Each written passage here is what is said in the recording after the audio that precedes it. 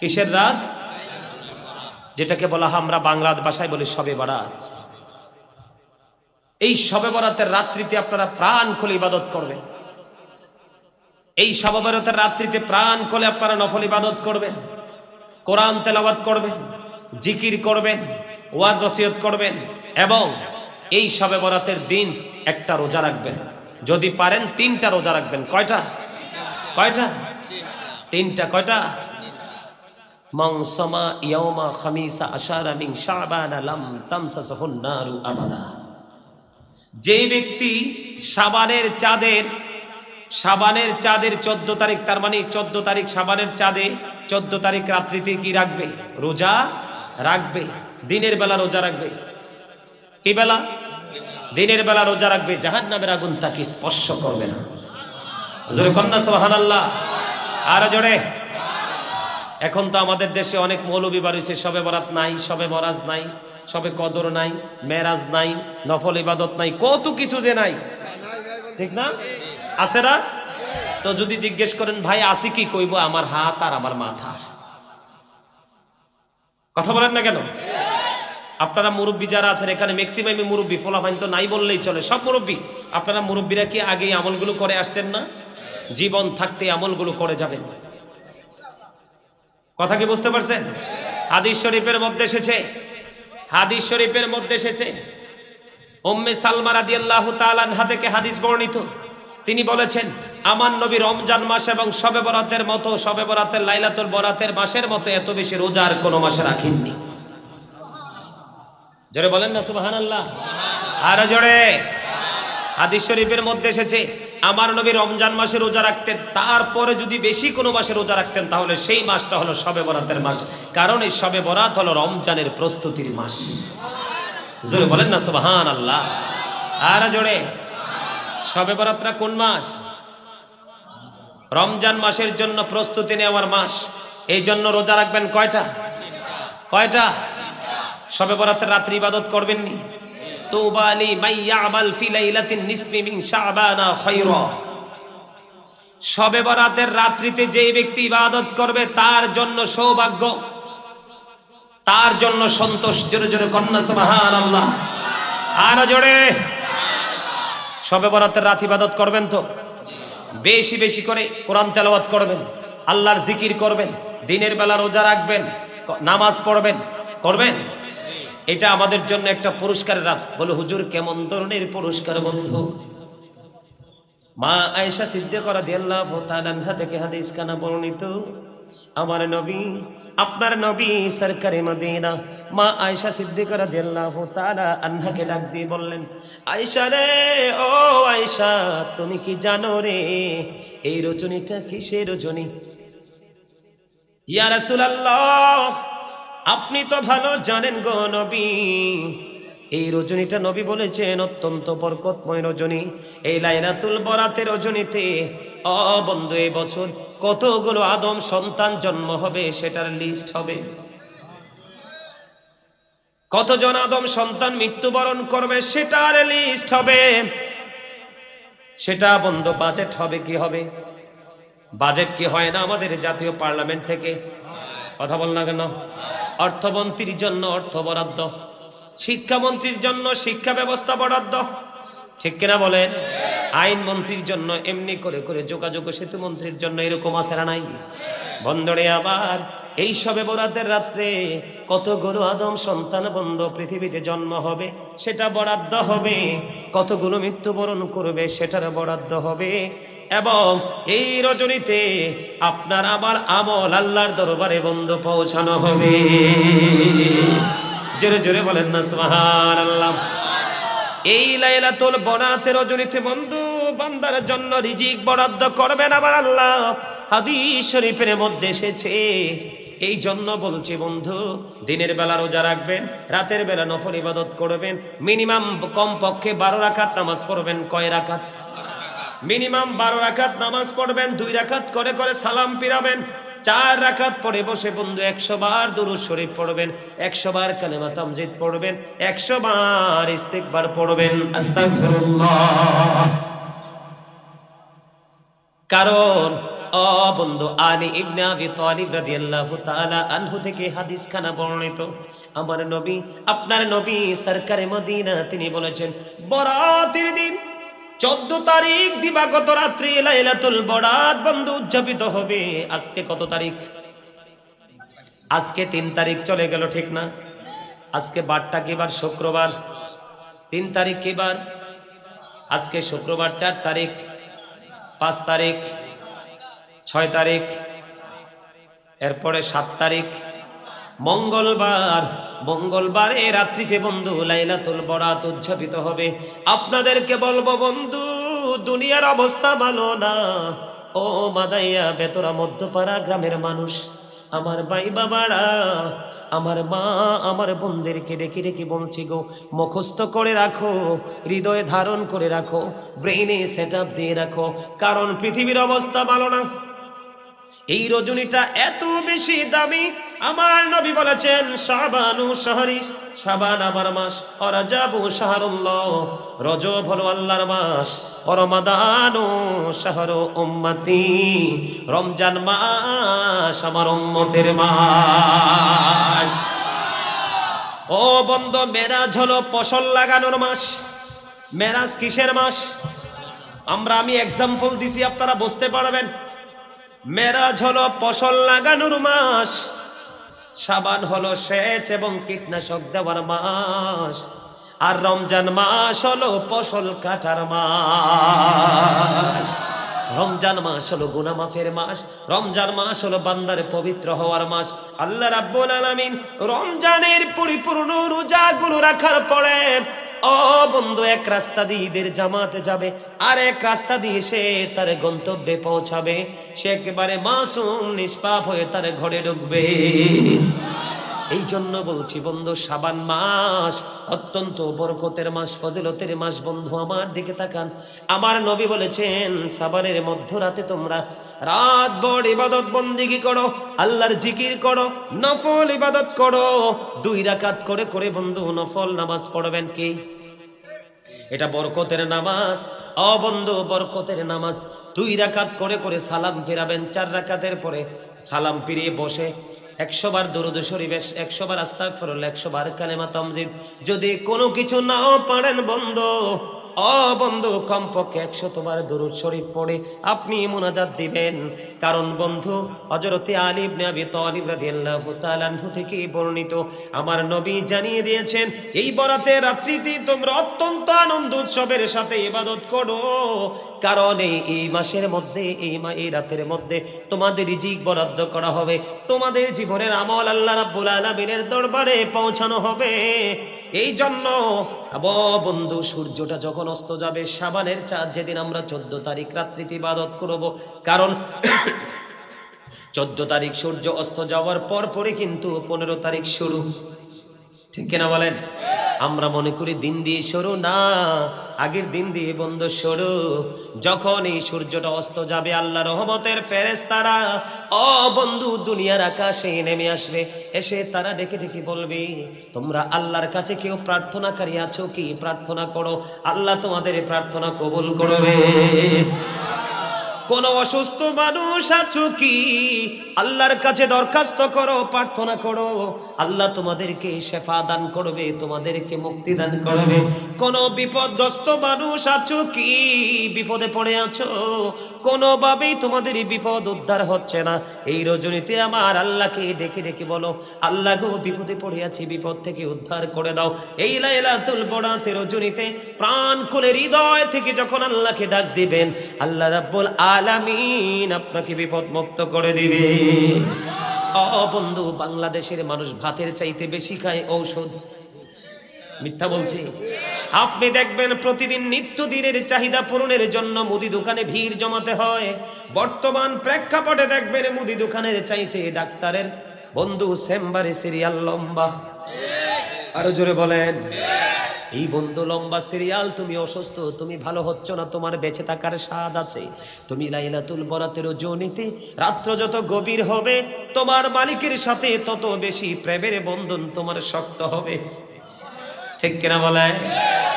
বন্ধু, রাত্র যখন যত গভীর হবে সন্ধ্যায় সন্ধ্যায় ইবাদত করবেন না। আমি আপনাদেরকে বুদ্ধি শিখিয়ে দিই, প্রয়োজনে বন্ধু জোহরের নামাজ পড়ে গোসল করে কিছুকে লম্বা করে একটা ঘুম দিয়ে দিবেন, কারণ আগামী লাইলাতুল বরাত আসার আগে কি হয় জানা নাই। এই জন্য দিনের বেলা দরকার লাগলে একটু পরিশ্রমটা কম করবেন, পরিশ্রমটা কম করে কর্মটা কম করে। বন্ধু, যদি একটা রাত্রি আপনি যদি আল্লাহকে প্রাণ খুলে ডাকতে পারেন, আল্লাহকে অভাব দাও, আল্লাহ অভাব দূর করে দিবে। কারণ আমার নবীর জবানের কথা কোনোদিন মিথ্যা হতে পারে না, ঠিক কিনা বলেন? বন্ধু, হাদিসগুলো কোনো বাংলা ইতিহাস নয়, বাংলা কোনো গল্প নয়, কোনো নাটকীয় কাল্পনিক কোনো গল্প নয়। বন্ধু, আমার নবীর জবান মোবারকের কথাই হলো আল্লাহর কথা। আল্লাহ রাব্বুল আলামিনের সকল মেসেজ আমার নবীর মাধ্যমে আল্লাহ পৌঁছায়া দিয়েছেন, ঠিক কিনা বলেন?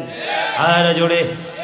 বন্ধু, অসুস্থ আছেন, আল্লাহর কাছে প্রাণটা ভরে ডাক দিয়ে বলবেন, আল্লাহ গো, ও আল্লাহ, আমি তো অসুস্থ, সুস্থভাবে বাঁচতে চাই। আল্লাহ আপনাকে সুস্থ করতে পারে কি পারে না? ওয়াল্লাহু খায়রুল মাকিরিন, শ্রেষ্ঠ কৌশলের মালিক হলো আমার আল্লাহ। আল্লাহ যদি বলে কোন ভালো হয়ে যাও, ফায়াকুন, সঙ্গে সঙ্গে ভালো হয়ে যাব। অনেক বাবা মা আছে সন্তান উপযুক্ত হয়ে আছে, বিয়ে দিতে পারেন না, এটা এই মানুষের জন্য সুবর্ণ সুযোগ। অনেক বাবা মা আছে ছেলেকে বিয়ে দিতে পারে না, মেয়েকে বিয়ে দিতে পারে না। বন্ধু, আমি হাদিস শরীফের যে মূল মর্মমূল ভাষা, সেই ভাষাটা আপনাদের কাছে প্রয়োগ করছি। ছেলে মেয়েকে বিয়ে দিতে পারেন না, বিপদে পড়ে আছেন, লাইলাতুল বরাতে রজনীতে সেজদা দিয়ে আমার আল্লাহকে ডাকেন, নফল ইবাদত করে আমার আল্লাহকে ডাকেন, কারণ আমার আল্লাহ আপনারে দরখাস্ত মঞ্জুর করে নিবি। কারণ বন্ধু, আমার নবী সেই মেসেজ দিয়েছেন, এটা আমরা কোনো মুখস্থ করে বলছি না। অভাবে পড়ে আছেন বন্ধু, আল্লাহকে ডাকেন, আল্লাহ অভাব দূর করে দেবে, ঠিক কিনা বলেন? আর আমি আপনাদেরকে বলবো, লাইলাতুল বরাতের রজনীতে বন্ধু, আপনারা আপন স্বজন যারা কবরে আছে না নাই? দাদা দাদি নানা নানি পূর্বপুরুষ আত্মীয় স্বজন কবরে আছে না নাই? বন্ধু, মা আয়েশা সিদ্দিকা রাদিয়াল্লাহু তাআলা আনহা থেকে হাদিস বর্ণিত, তিনি বলতেছেন, মধ্য রজনীতে আমি আমার রাসূলকে হারিয়ে ফেললাম। কি করলাম? মধ্য রজনীতে আমি আমার রাসূলকে হারিয়ে ফেললাম। বিছানার দিকে নজর দিয়ে দেখি আমার নবী তো বিছানায় নাই। এবার আমি মনে করলাম আমার নবী ওনার অন্য কোন স্ত্রীর ঘরে চলে গেছে। না না, আমি নজর দিয়ে চাইয়া দেখলাম, বন্ধু নিজের চোখে দেখে এসেছি, মদিনার পাশে বন্ধু জান্নাতুল বাকি। আমার নবী ওই মধ্য রজনীতে মা আয়েশা যখন নবীকে তার বিছানায় পেলেন না, মা আয়েশা সিদ্দিকা রাদিয়াল্লাহু তাআলা আনহা দৌড়ে চলে গেলেন জান্নাতুল বাকিতে। এবার জান্নাতুল বাকিতে যাইয়া দেখে আমার নবী জান্নাতুল বাকিতে জিয়ারতরত অবস্থায় আছে। জোরে জোরে বলেন না সুবহানাল্লাহ। আল্লাহু আকবার, আল্লাহু আকবার। নারে রিসালাত বলেন, নারে রিসালাত, ইয়া রাসূলুল্লাহ, নারে রিসালাত, ইয়া রাসূলুল্লাহ। কারণ আল্লাহর নারায়ে তাকবীরের স্লোগান দিলে নারে রিসালাতকে দিতে হবে, রাসূলকে বাদ দেওয়ার সুযোগ আসেনি কোনো জায়গা থেকে রাসূলকে বাদ দেওয়ার। আপনি নামাজে যান, যেখানে সুন্নত সেখানে ফরজ, যেখানে ফরজ সেখানেই সুন্নত। আপনি রমজান মাস আসতেছে দেখেন না, রমজান মাস যে আসতেছে দেখেন, দিনের বেলা রোজা রাখা ফরজ, রাতের বেলা তারাবি পড়া সুন্নত। তার মানে আল্লাহ আল্লাহর হাবিব ভাগ করে নিয়েছেন। আল্লাহ যেখানে সেখানে আল্লাহর হাবিবকে আসন। তো এই জন্য কোন জায়গা থেকে আমরা রাসূলকে জুদা করব না, বরং রাসূলকে বেশি ভালোবাসবো। রাসূলকে বেশি ভালোবাসলেই আল্লাহর ভালোবাসা হয়ে যায়। বন্ধুরে আমার কথা কি বুঝতেছেন?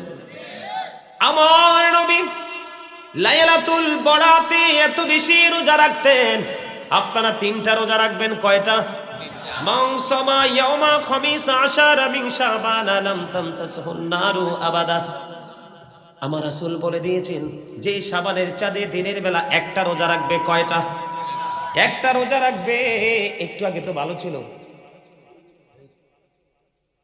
এটা ঠিক করে দাও না। দিনের বেলা শবে বরাতের দিন একটা রোজা রাখবে, জাহান্নামের আগুন তাকে স্পর্শ করবে না। জোরে জোরে বলেন না সুবহানাল্লাহ। রাখবেন নি সবাই রোজা? আমার বাড়িতে দাদি আছে, চাচি আছে, মা আছে, খালা আছে, আপনারা ওয়াজ শেষ করে যাবেন, কারণ এই রোজাগুলো রাখা মুস্তাহাব। জোরে জোরে সুবহানাল্লাহ। আর একটু মহব্বতে পড়েন না সুবহানাল্লাহ। সুবহানাল্লাহ বললে কি কষ্ট হয়? সুবহানাল্লাহ তো আল্লাহর জিকির। আল্লাহ বলেছেন ফাযকুরুনি আযকুরুকুম, remember me then I will remember you. তোমরা আমাকে স্মরণ করো, আমি তোমাদেরকে স্মরণ করব। হুজুর কিভাবে স্মরণ করব? ফাযকুরুল্লাহ কিয়ামা, দাঁড়িয়ে আল্লাহর জিকির করো, ও কুউদা, বসে আল্লাহর জিকির করো, ওয়া আলা যুনুবিকুম, শুয়ে শুয়ে আল্লাহর জিকির করো। হযরত আবু সাঈদ খুদরি রাদিয়াল্লাহু তাআলা আনহু থেকে হাদিস খানা বর্ণিত, আমার নবী বলেছেন তোমরা যখন জিকির করবে এমন ভাবে জিকির করো মানুষে দেখলে যেন তোমাদেরকে পাগল বলে। কি বলে? পাগলের মতো জিকির করতে হবে, তবে বেয়াদব পাগলের মতো নয়। কারণ জিকির অন্তর দিয়েও করা যায়, জবান দিয়েও করা যায়, তবে অন্তর এবং জবান দুইটা মিলিয়ে যেই জিকির করা হয় সেইটা হলো সবচেয়ে উত্তম জিকির।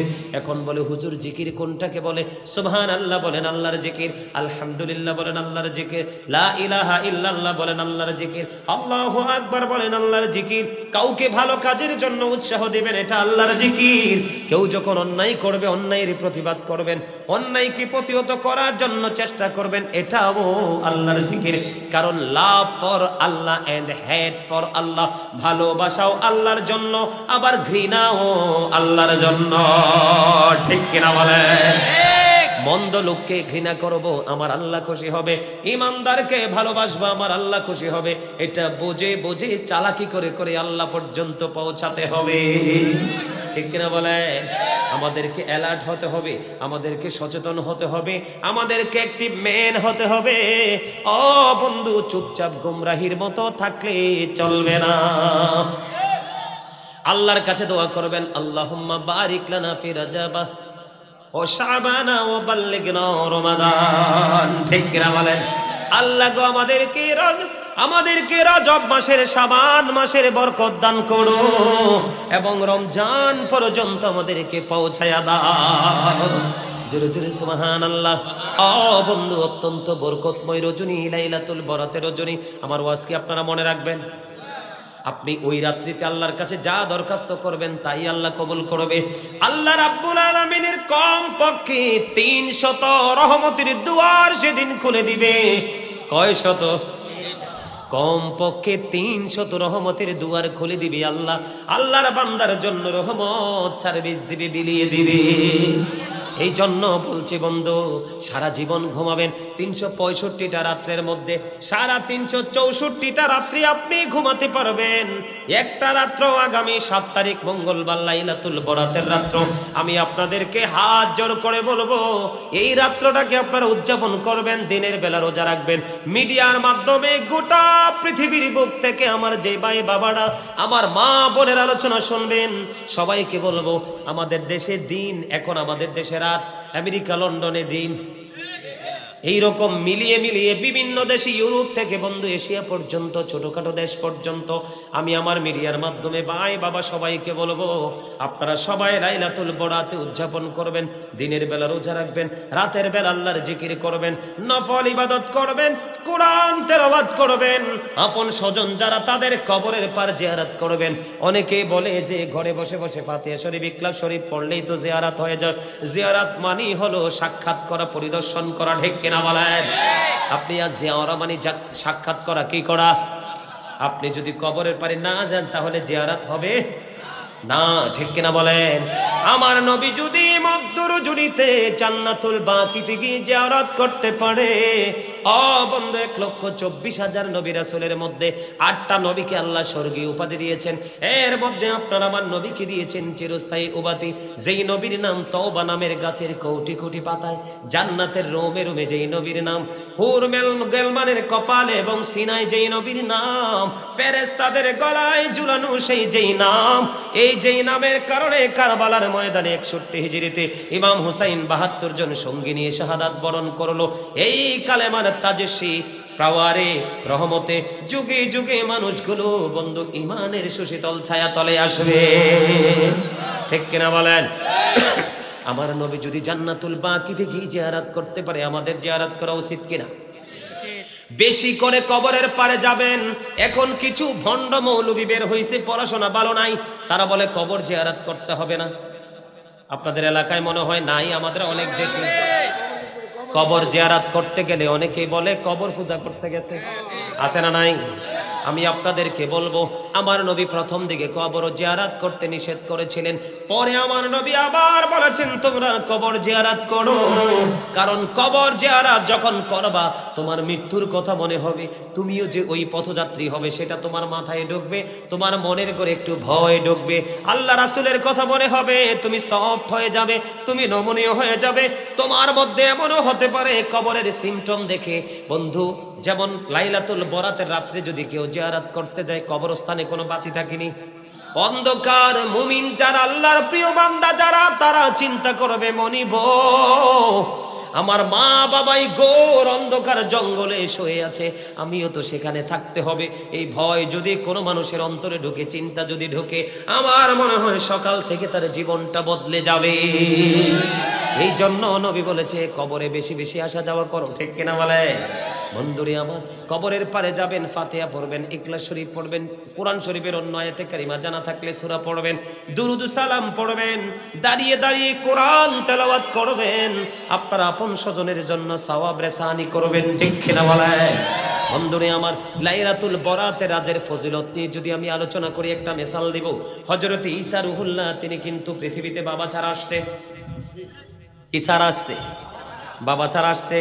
হযরতে ঈসা রুহুল্লাহ পৃথিবীর বুকে বন্ধু বাবা ছাড়া এসেছেন, ওনাকে অনেক মুজিজা, অনেক পাওয়ার দিয়ে আমার আল্লাহ পাঠাইছেন। একদিন ঈসা রুহুল্লাহ ডাক দিয়ে বলল, আল্লাহ গো, এই জামানায় আমার চেয়ে বুজুর্গ কোনো লোক আছে কি? এবার আল্লাহ রাব্বুল আলামিন ডাক দিয়ে বলল, ঈসা রে, তোমার হাতে যে আশাটা আছে, আশাটা নিয়ে তুমি সামনের দিকে হাঁটতে থাকো। ঈসা রুহুল্লাহ সামনের দিকে রওনা হয়ে গেল।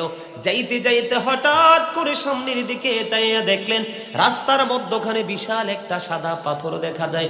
মনিব, তোমার ইশারায় তো আমি পথ চলতে শুরু করলাম, এই রাস্তার মধ্যখানে এত বড় পাথর আমি কি করব? আয় গায়েব থেকে আওয়াজ আসলো, ঈসা নবীকে বললেন তোমার হাতের আশা দ্বারা পাথরে আঘাত করো।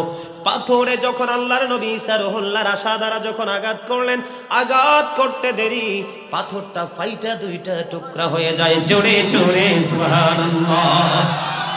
পাথরটা কি হয়ে গেল? ফাইটা দুইটা টুকরা হয়ে গেল। পাথরটা ছিল সাদা পাথর। এবার ঈসা নবী নজর দিয়ে চাইয়া দেখলেন এই পাথরের মধ্যে জয়ীফ এক বৃদ্ধ লোক অবস্থান করতেছে। জয়ীফ এক বৃদ্ধ লোক অবস্থান করতেছে, তার হাতের মধ্যে তাসবিহ, তার সামনে জান্নাতি ফল দেখা যায়। এবার ওই ব্যক্তিটাকে প্রশ্ন করলেন, আপনি কতদিন পর্যন্ত এই পাথরের মধ্যে অবস্থান করতেছেন? এই পাথরের মধ্যে বসবাসের বয়স আমার 400 বছর। আল্লাহু আকবার। এই যে ফলটা পেয়েছেন, কোত্থেকে পেয়েছেন? কই প্রতিদিন আমার খাবার আসে জান্নাত থেকে।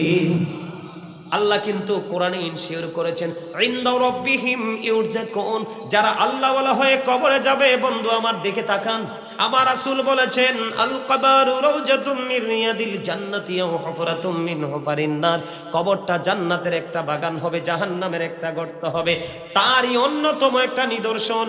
এদিক দিয়ে আল্লাহ কোরআনে বলেছেন ইনদা রাব্বিহিম ইউরজাকুন, দে রিসিভ ফুড ফ্রম আল্লাহ, আল্লাহর প্রিয় মাহবুব বান্দারা জান্নাত থেকে খাবার পায়, আল্লাহর কাছ থেকে তারা খাবার পায়।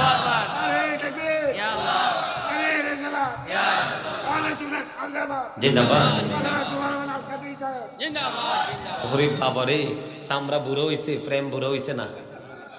চামড়াটা বুড়ো হইলে কিচ্ছু হয় না। ওই যে আমার দাদা কি হাসা হাসে, ভেরি ভেরি বিউটিফুল স্মাইলিং। আরে দাঁত না থাকলে কিছু, চেহারা কত সুন্দর দেখোস না বেটা। পান খাইয়া, পান তো জান্নাতি ফল, খাইলে কিচ্ছু হইতো না, চুন সুপারি না খাইলে হয়। বিড়ি খায় না, বিড়ি খায় না, পান খায়, কিছু কইেন না। জর্দা খাওয়া যাইতো না তো। যাক, আবার লাইন ক্রস করার দরকার নেই, আপনার আলোচনা শোনেন। কবরটা জান্নাতের একটা বাগান হবে, জাহান্নামের একটা গর্ত হবে।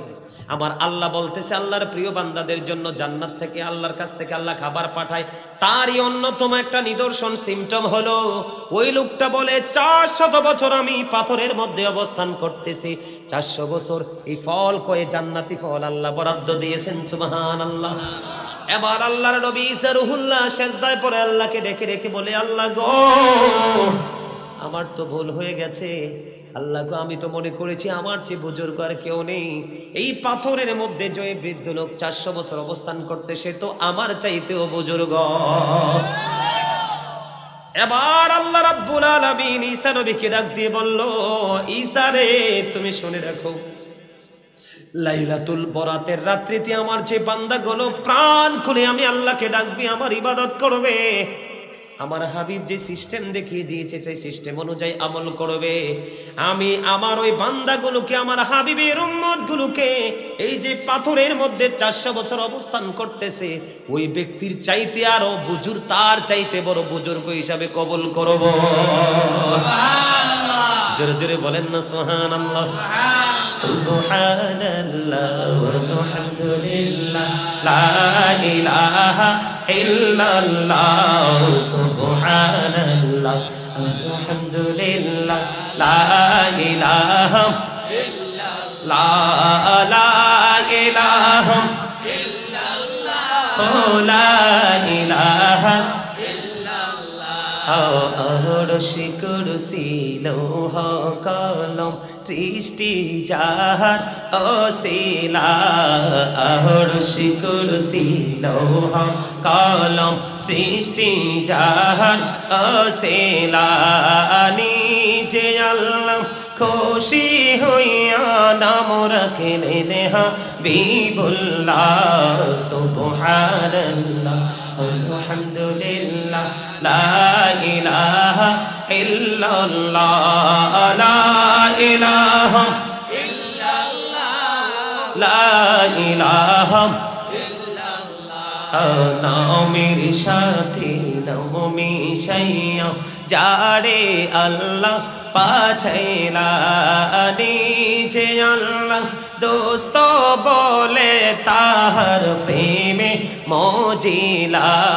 সুবহানাল্লাহ আলহামদুলিল্লাহ লা ইলাহা ইল্লাল্লাহ, লা ইলাহা ইল্লাল্লাহ, লা ইলাহা ইল্লাল্লাহ, লা ইলাহা ইল্লাল্লাহ মুহাম্মাদুর রাসূলুল্লাহ সাল্লাল্লাহু আলাইহি ওয়াসাল্লাম। জোরে জোরে বলেন আলহামদুলিল্লাহ। ওয়াজটা ভালো লাগেনি আপনাদের কাছে? আমি আজ কয়েকদিন যাবত চিন্তা করতেছি যে লাইলাতুল বরাত নিয়ে একটু ওয়াজ করবো, এই জন্য আপনাদেরকে একটু ওয়াজটা শোনাই দিলাম। একটু আপনারা তো জানেন, তারপরও আবার একটু মনে করাই দিলাম, আর একটু বেশি ভালো লাগবে, ঠিক না? এখন ঈসা নবী ডাক দিয়ে বললেন, কি চাচা কি কিছু বলবেন? ঈসা রুহুল্লাহ যখন বলল, উনি বলে বলে বললেন, আমার চাইতে বুজুর্গ লোক আমার সামনে। আল্লাহ ডাক দিয়ে বললেন, ঈসা রে, আমার হাবিবের উম্মত গুলো যদি লাইলাতুল বরাতের রজনীতে এমনি করে নির্দেশ অনুযায়ী আমল করতে পারে, তাহলে ওই ব্যক্তির চাইতে বুজুর্গ বলে আমি আমার হাবিবের উম্মত গুলোকে কবুল করে নিব।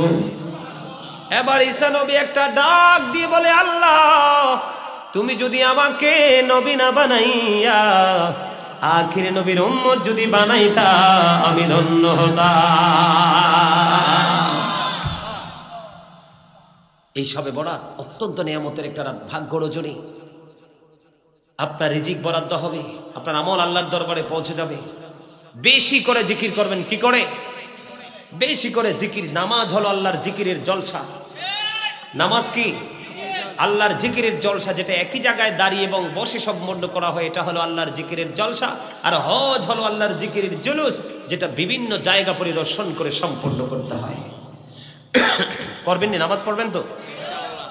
মনে যতক্ষণ চাই ততক্ষণ নামাজ পড়বেন, দুরুদ পড়বেন, জিকির করবেন, কিয়াম করবেন, জিকির বেশি করবেন, দুরুদ বেশি পরে করবেন। হযরতে আনাস রাদিয়াল্লাহু তাআলা আনহু থেকে বর্ণিত হাদিস খানা এসেছে দাইলামি শরীফের মধ্যে, আমার নবী আপনার নবী দো জাহানের বাদশা নবী জানিয়ে দিয়েছেন, কেউ যদি মদিনাওয়ালার সাথে প্রেমের ডুরি লাগাইয়া প্রতিদিন 1000 বার দরুদ পড়তে পারে, জান্নাত না দেখা পর্যন্ত তার মরণ হবে না। তাহলে এই যে বরকতের রাত, এই রাতকে ইন্না আনজালনাহু ফি লাইলাতিল মুবারাকাহ, ঠিক কিনা বলে? বরকতের রাত। এই বরকতের রাত্রিতে বেশি বেশি করে নবীর দুরূদ পড়বেন, কারণ নবীর দুরূদে আল্লাহ পর্যন্ত পৌঁছা যায়। ঠিক কিনা বলেন? বেশি বেশি করে জিকির করবেন, আল্লাহ সম্পর্কে শবে বরাতের রাত্রি বসে বসে পজিটিভ চিন্তা করবেন। বলে হুজুর কেন? হযরত আবু হুরায়রা রাদিয়াল্লাহু তাআলা আনহু থেকে হাদিস খানা বর্ণিত, হাদিস খানা এসেছে তিরমিজি শরীফের মধ্যে। আমার নবী বলেছেন, আল্লাহকে নিয়ে আল্লাহর বান্দা যেমন মনে করবে, যেমন ভাববে, যেমন চিন্তা করবে, আল্লাহ ওই বান্দার সাথে তেমন। আপনি আল্লাহকে যেমন মনে করবেন, আল্লাহ আপনার সাথে তেমন আচরণ করবে। যখন আপনি আল্লাহর জিকির করবেন, আল্লাহ আপনার আমার সঙ্গে থাকবে। যখন বান্দা জিকির করতে করতে আল্লাহর দিকে 1 বিঘা পরিমাণ এগিয়ে যাবে, হাদিস শরীফ প্রমাণ করে আমার আল্লাহ বান্দার দিকে 1 গজ পরিমাণ এগিয়ে আসে। আপনাদের এই মসজিদ আছে না? মসজিদে সবাই আল্লাহর ঘর বাইতুল্লাহতে সবাই আনুষ্ঠানিকভাবে জিকির, মিলাদ, কিয়াম, দুরুদ, জিকির, কোরআন তেলাওয়াত সব করবেন। বলে হুজুর কেন?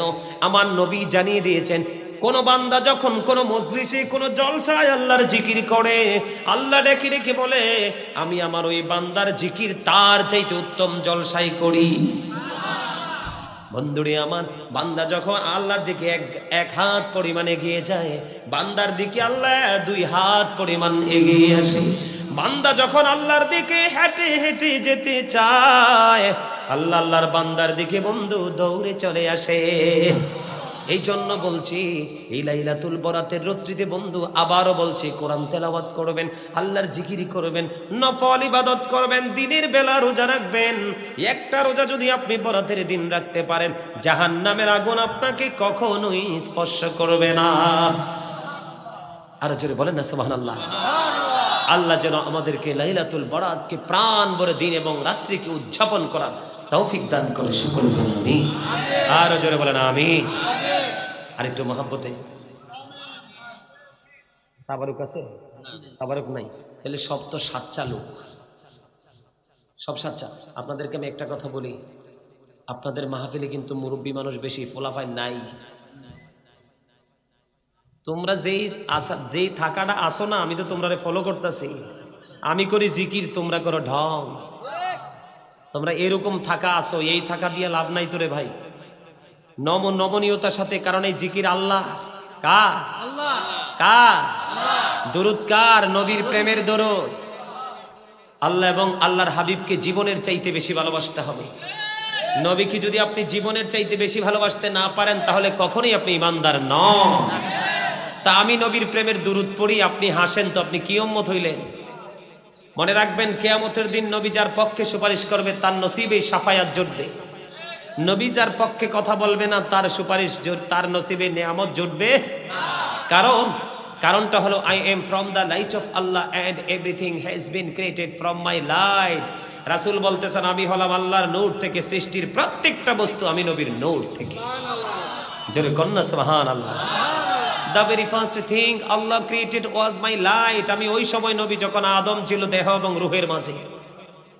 I was a prophet where Adam was mixture of water and mud. আমি ওই সময় নবী যখন আদম ছিল কাদা মাটির মাঝে। জোরে কন্যা সুবহানাল্লাহ। Allah is all in all. Follow his law and light for eternal success.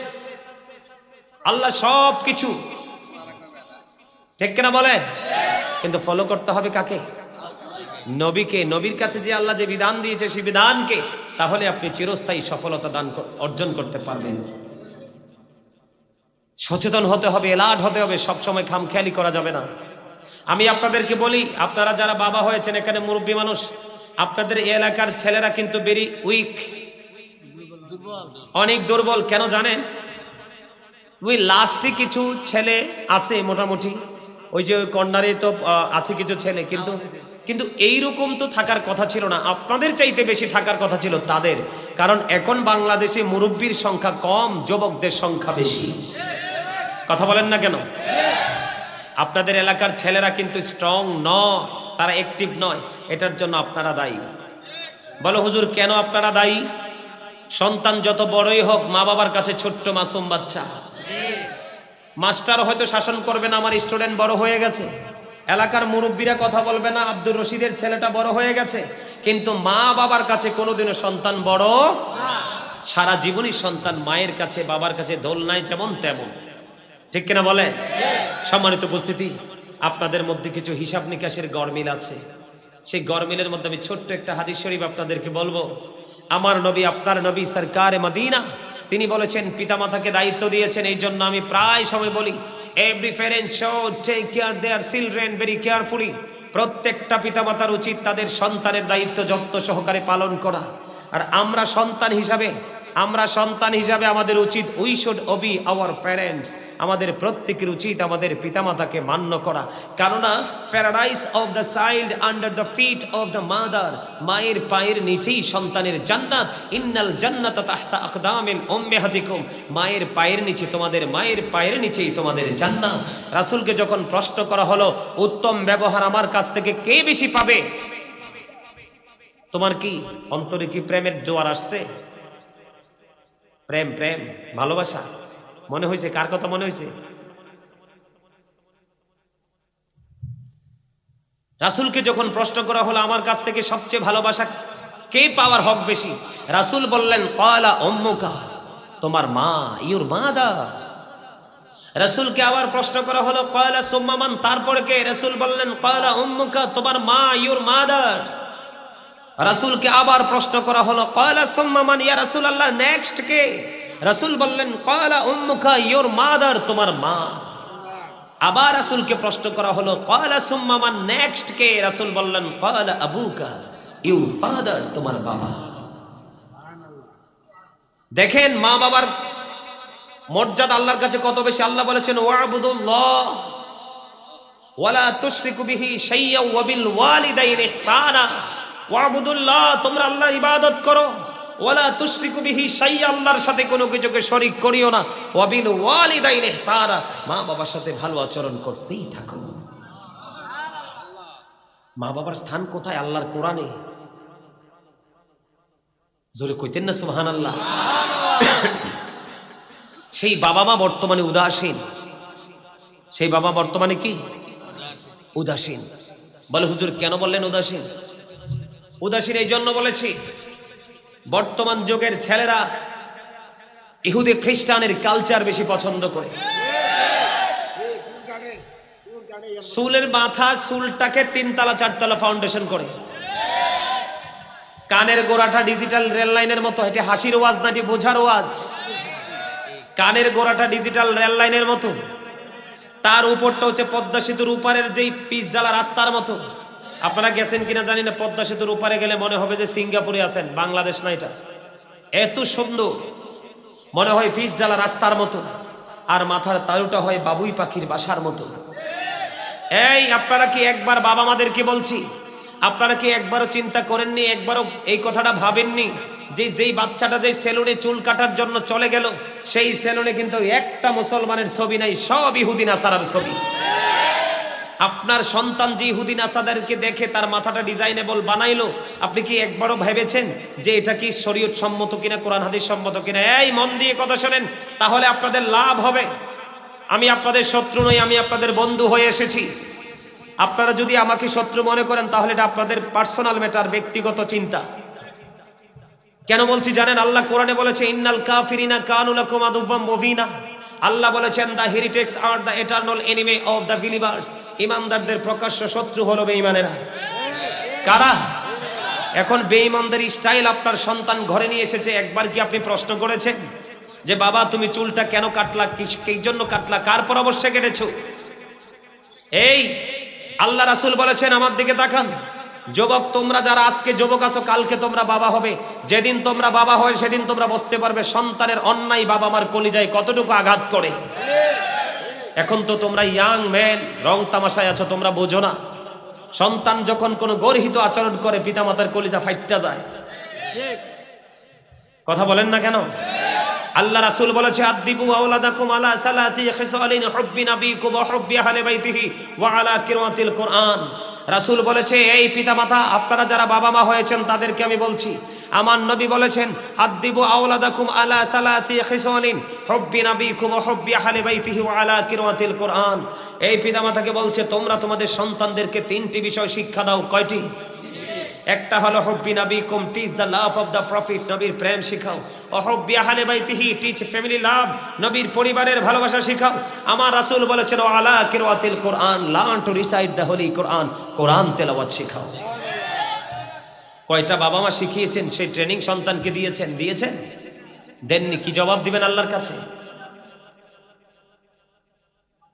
খালাকাল Jinnah ওয়াল ইনসা লিয়াবুদুন, জিন এবং মানুষকে আল্লাহর ইবাদতের জন্য সৃষ্টি করেছে। আমরা মানুষ, আমরা কি? কোরআন শরীফ আছে আমার সামনে, কোরআন শরীফের 30 পারায় সূরা ইনফিতরের মধ্যে আল্লাহ রাব্বুল আলামিন একবার স্পষ্ট করে বলে দিয়েছেন, ফি আই সূরাতিন মা শাআ রাক্কাবাক। আল্লাহ বলেছেন আল্লাহ ক্রিয়েটেড দ্য মাইন্ড, আল্লাহর মন মতো করে আমাদেরকে সৃষ্টি করেছেন। আজকে কি আমরা আল্লাহর মন মতো চলতে পারছি না? বাধারা কোথায়? বেঈমান কাফের মুশরিকদেরকে আপনার সন্তান ফলো করছে, আপনি জানেন না। এই যে চুল এবং দাড়ি, এই চুল দাড়ি আপনি অত্যন্ত আদবের সাথে রাখতে হবে। সম্মানিত উপস্থিতি, আমি কোন দিক দিয়ে আপনাদেরকে আলোচনা শোনাবো? বর্তমান প্রেক্ষাপটে যুবকরা এত নষ্ট হয়েছে, ম্যাক্সিমাম যুবকদের পরনে দেখবেন জিন্স প্যান্ট, উপর দিয়ে নাভির নিচে, নিচে দিয়ে টাকনুর নিচে, আবার মাঝখান দিয়ে থাকে সিরা। আছে না নাই? আপনারা শুধু একটু ধৈর্য ধরে বোঝেন এটা কতটা দুষ্ট একটা পোশাক। এই পোশাকটা কিন্তু কোনো ঈমানদার আবিষ্কার করে নাই। যুবকদেরকে বলছি, তোমরা আমার কথাগুলো একটু মন দিয়ে শোনো, কারণ তোমরা যুবক, এখনো তোমাদের ইয়াং, তোমাদের রক্ত গরম, তোমরা যা ইচ্ছা তা করতে পারবে। মুরব্বীরা 20 রাকাত নামাজ পড়ে ক্লান্ত হয়ে যাবে, তোমরা 100 রাকাত পড়লেও ক্লান্ত হবে না। কারণ সময়ের তালে তালে মানুষের সবকিছু মাইনাস হয়ে যায়। আমি যুবকদেরকে বলতে চাই, এই পৃথিবী থেকে সূর্যটা 9,13,00,000 মাইল দূরে। সূর্যের আলো পৃথিবীতে আসতে সময় লাগে মাত্র 8 মিনিট 20 সেকেন্ড। প্রতি সেকেন্ডে 1,86,000 মাইল বেগে পৃথিবীর দিকে ছুটে আসে। এই সূর্যের তাপ অনেক আবরণ ভেদ করে আসে, আমরা সইতে পারি না। কাল কিয়ামতের দিন সোয়াহাত ডাইরেক্টলি একবারে মাথার উপরে থাকবে। সূর্যের তাপে মানুষের মাথার মগজ গরুর গোস্তের পাতিলের মতো টকবক টকবক করে উতরাইতে থাকবে। পুরো শরীরটা দুর্গন্ধময় হয়ে যাবে, ঘামের মধ্যে ডুবে থাকবে। কিন্তু সেই ভয়ঙ্কর দিন আসমান থাকবে না। থাকবে না। আসমান ভেঙ্গে চৌচির হয়ে যাবে। সেদিন আসমান থাকবে না, শুধুমাত্র থাকবে আল্লাহর আরশ। আল্লাহর হাবিব বলেছেন সেই দিন আল্লাহর আরশের ছায়ার নিচে 60টা দলকে আল্লাহ জায়গা করে দিবে। এর মধ্যে একটা দল থাকবে যারা যৌবনকালী ইয়াং ম্যান, যারা যুবক, যারা রং তামাশা বাদ দিয়ে আলেমদের পিছে পিছে সময় দিয়েছে, আলেমদের কাছ থেকে ওয়াজ নসিহত শুনে তার জীবনে শুধু আমল করেছে। আল্লাহ রাসূল বলেছেন, যুবকেরা তোমরা শোনো, তোমাদের জন্য গুড নিউজ, যে সেই ভয়ঙ্কর দিন এত ভয়ঙ্কর হবে, এত ভয়ঙ্কর পরিস্থিতি হবে। মা আয়েশা সিদ্দিকা রাদিয়াল্লাহু তাআলা আনহা আমার নবীকে প্রশ্ন করেছিল, নবী গো, কাল কিয়ামতের দিন নারী পুরুষ কি উলঙ্গ থাকবে গো নবী? এবার আমার নবী বললেন, নারী পুরুষ কারো পরনে পোশাক থাকবে না, তারা ল্যাংটা হয়ে উলঙ্গ হয়ে উঠবে। নবী গো, তারা কি নারী পুরুষ একজন আরেকজনের দিকে নজর দিবে না? আমার নবী বলেছেন, আয়েশা রে, ও আয়েশা শুনে রাখো, ওই দিনটা এত ভয়ঙ্কর, এত বিপজ্জনক হবে রে, কেউ কারো দিকে নজর দেওয়ার মতো কোনো সুযোগ থাকবে না। এত ভয়ঙ্কর হবে, এত বিপজ্জনক হবে বন্ধু। কিন্তু যুবকের দল, তোমরা যারা বসেছো, একটু হাসো আর যাই করো, অন্য যুবকদের চাইতে তোমরা উত্তম। কারণ অন্য যুবকরা ফেসবুক নিয়ে, টুইটার নিয়ে, ইনস্টাগ্রাম নিয়ে, ফেসবুক নিয়ে পড়ে আছে ঘরে। কিন্তু তোমরা যদিও হেসেছো, তোমরা যদিও অমনোযোগী ছিলে, তারপরে ওদের চাইতে তোমরা দামি। বলে হুজুর কেমনে আমরা দামি? কারণ মানুষের পবিত্র কাজের ক্ষেত্রে সবচেয়ে বড় বাধা হলো মানুষের জীবনে শয়তান। শয়তান হিন্দু, খ্রিস্টান, বৌদ্ধ, ইহুদি, নাসারার কাছে কোনোদিনও যাবে না, কারণ তারা এমনিতেই জাহান্নামী। শয়তানের কাজ হলো মানুষকে জাহান্নামী বানানো। ইমানদাররা যখন আমল করতে চাইবে, শয়তান তাদেরকে বাধা দেওয়ার চেষ্টা করবে। যুবক তোমরা যারা আজকে, অন্য সকল যুবক ঘরে ঘুমিয়ে আছে, তাবারুক নাই, আমি মনে করেছি তাবারুক আছে, তাবারুকের নেশায় তোমরা বসেছো। না না, তোমাদের মানসিকতা অত্যন্ত সুন্দর, অত্যন্ত চমৎকার। তোমরা যারা জান্নাতের বাগানে প্রবেশ করেছো, তোমরা আজকে শয়তানকে হারিয়েছ। কারণ শয়তান চায় না মানুষ জান্নাতের বাগানে আসুক, কোরআন হাদিসের আলোচনা শুনে হেদায়েত হোক। তোমরা যারা এসেছো জান্নাতের বাগানে, শয়তান গেইটে দাঁড়িয়েছে তোমাদেরকে বাধা দেওয়ার জন্য। আমি আপনাদেরকে আরেকটা মজার খবর দিব। আল্লাহ বলেছেন ইন্না কাইদা শাইতানি কানা দাঈফা। আল্লাহ বলেছেন শয়তান ডিসিপশন ইজ ভেরি উইক। শয়তানের ধোঁকা মুমিনের জন্য একেবারে দুর্বল। হাজার চেষ্টা করলেও আল্লাহর গোলামি থেকে মুমিনকে আটকাতে পারবে না। চমৎকার না খবরটা? ওয়াজ করছে কে? ইন্না শাইতানা লাকুম আদুওয়ুন ফাত্তাখিযুহু আদুওয়া। শয়তান is the eternal enemy of the believers. ইমানদারদের প্রকাশ্য শত্রু হলো শয়তান। যারা আজকে জান্নাতের বাগানে আসতে পারেনি তারা শয়তানের কাছে হেরে গেছে। যারা শয়তানের কাছে হারবে তাদের ঠিকানা হবে জাহান্নাম। মানুষ যত বেশি শয়তানকে হারাতে পারবে তার ঠিকানা হবে জান্নাত। আজকে এই এলাকার এই মাদাইয়া বেতরা গ্রামের মধ্যপাড়া গ্রামের মানুষের জন্য এই মাহফিল হলো একটা পরীক্ষা। এই মাহফিলের মাধ্যমে মানুষের ইন্টারভিউ হয়ে গেল। কারা আপন মনে মাহফিলে বসলো, আলোচনা শুনলো, তারা ইন্টারভিউতে বিজয়ী হয়ে গেল। যারা আসতে পারলো না তারা কিন্তু হেরে গেল। কারণ আমি আগে আরেকবার আয়াতটা তেলাওয়াত করেছি, আল্লাযী খালাকাল মাউতা ওয়াল হায়াতা লিয়াবলুওয়ান নাস। যিনি জীবন সৃষ্টি করেছেন, মৃত্যু সৃষ্টি করেছেন, তিনি হলেন আল্লাহ, শুধু মানুষকে পরীক্ষা করার জন্য। আজকে যারা জান্নাতের বাগানে এসেছো যুবক, তোমাদেরকে আমি একটু মেসেজ দিতে চাই। তোমরা আগে উপস্থিত ছিলে কিনা জানি না, আমি তোমাদেরকে বলে দিতে চাই কিয়ামতের দিনে মৃত্যুর পরে মানুষ আর মরতে পারবে না। এই যে মানুষ ঘেমে যাবে, পুরো শরীর দুর্গন্ধযুক্ত হয়ে যাবে। সবচেয়ে কম আযাব হলো আগুনের এক জোড়া জুতা তাকে পরিয়ে দেওয়া হবে, মাথার মগজটা টকবক টকবক করে উতরাইতে থাকবে। যুবকের দল এই ভয়ঙ্কর পরিস্থিতিতে চতুর্পাশ দুর্গন্ধযুক্ত হয়ে যাবে। আল্লাহ বলেছেন লা ইয়াবুতু, মরতে পারবে না। People will not die that day, সেদিন মানুষ মরতে পারবে না। আল্লাহ বলেছেন ফিহা ওয়ালা ইয়াহইয়া, people will not be able to life that day, সেদিন মানুষ বাঁচতেও পারবে না। আল্লাহ বলেছেন ওমা হুমান হাবি গায়িবিন, people will not be able to escape that day, সেদিন মানুষ সেখান থেকে পালাতেও পারবে না। রে যুবক, তোমাদেরকে আমি কেমন করে বুঝাইলে তোমরা বুঝবা আমি জানি না। কাল কিয়ামতের দিন আজকে বাবার কাছ থেকে মায়ের কাছ থেকে টাকা নিয়ে কখনো কাচ্চি বিরিয়ানি খাও, কখনো মুরগি বিরিয়ানি খাও, কখনো চটপটি খাও, কখনো তোমরা হালিম খাও। খাও কিনা? কথা বলেন না, এটা দোষের কিছু না। কখনো তোমরা নান রুটি খাও, কখনো তেল ছাড়া পরোটা খাও, ঠিক কিনা বলেন? কখনো চাপ খাও, এটা কোনো দোষের কিছু বলছি না। আমি তোমাদেরকে একটা এক্সাম্পল মেসেজ দিচ্ছি। এত খাবার তোমাদের রুচি মতো খেতে পারো, কিন্তু দুনিয়া থেকে যদি পথভ্রষ্ট হয়ে যাও, তোমাদের জন্য একটা খাবার বরাদ্দ হাদিস শরীফের মধ্যে এসেছে। আল্লাহ রাসূল বলেছেন সেই খাবারটার নাম হলো, হাদিস শরীফের মধ্যে এসেছে, এটার নাম হলো তিনাতুল খাবাল। ইয়া রাসূলুল্লাহ, তিনাতুল খাবালটা কি গো? আমার নবী বলেছেন এই তিনাতুল খাবালটা হলো রে যুবক, আরেকটা জাহান্নামীর নিংড়ানো রক্ত পুজ অথবা ঘাম।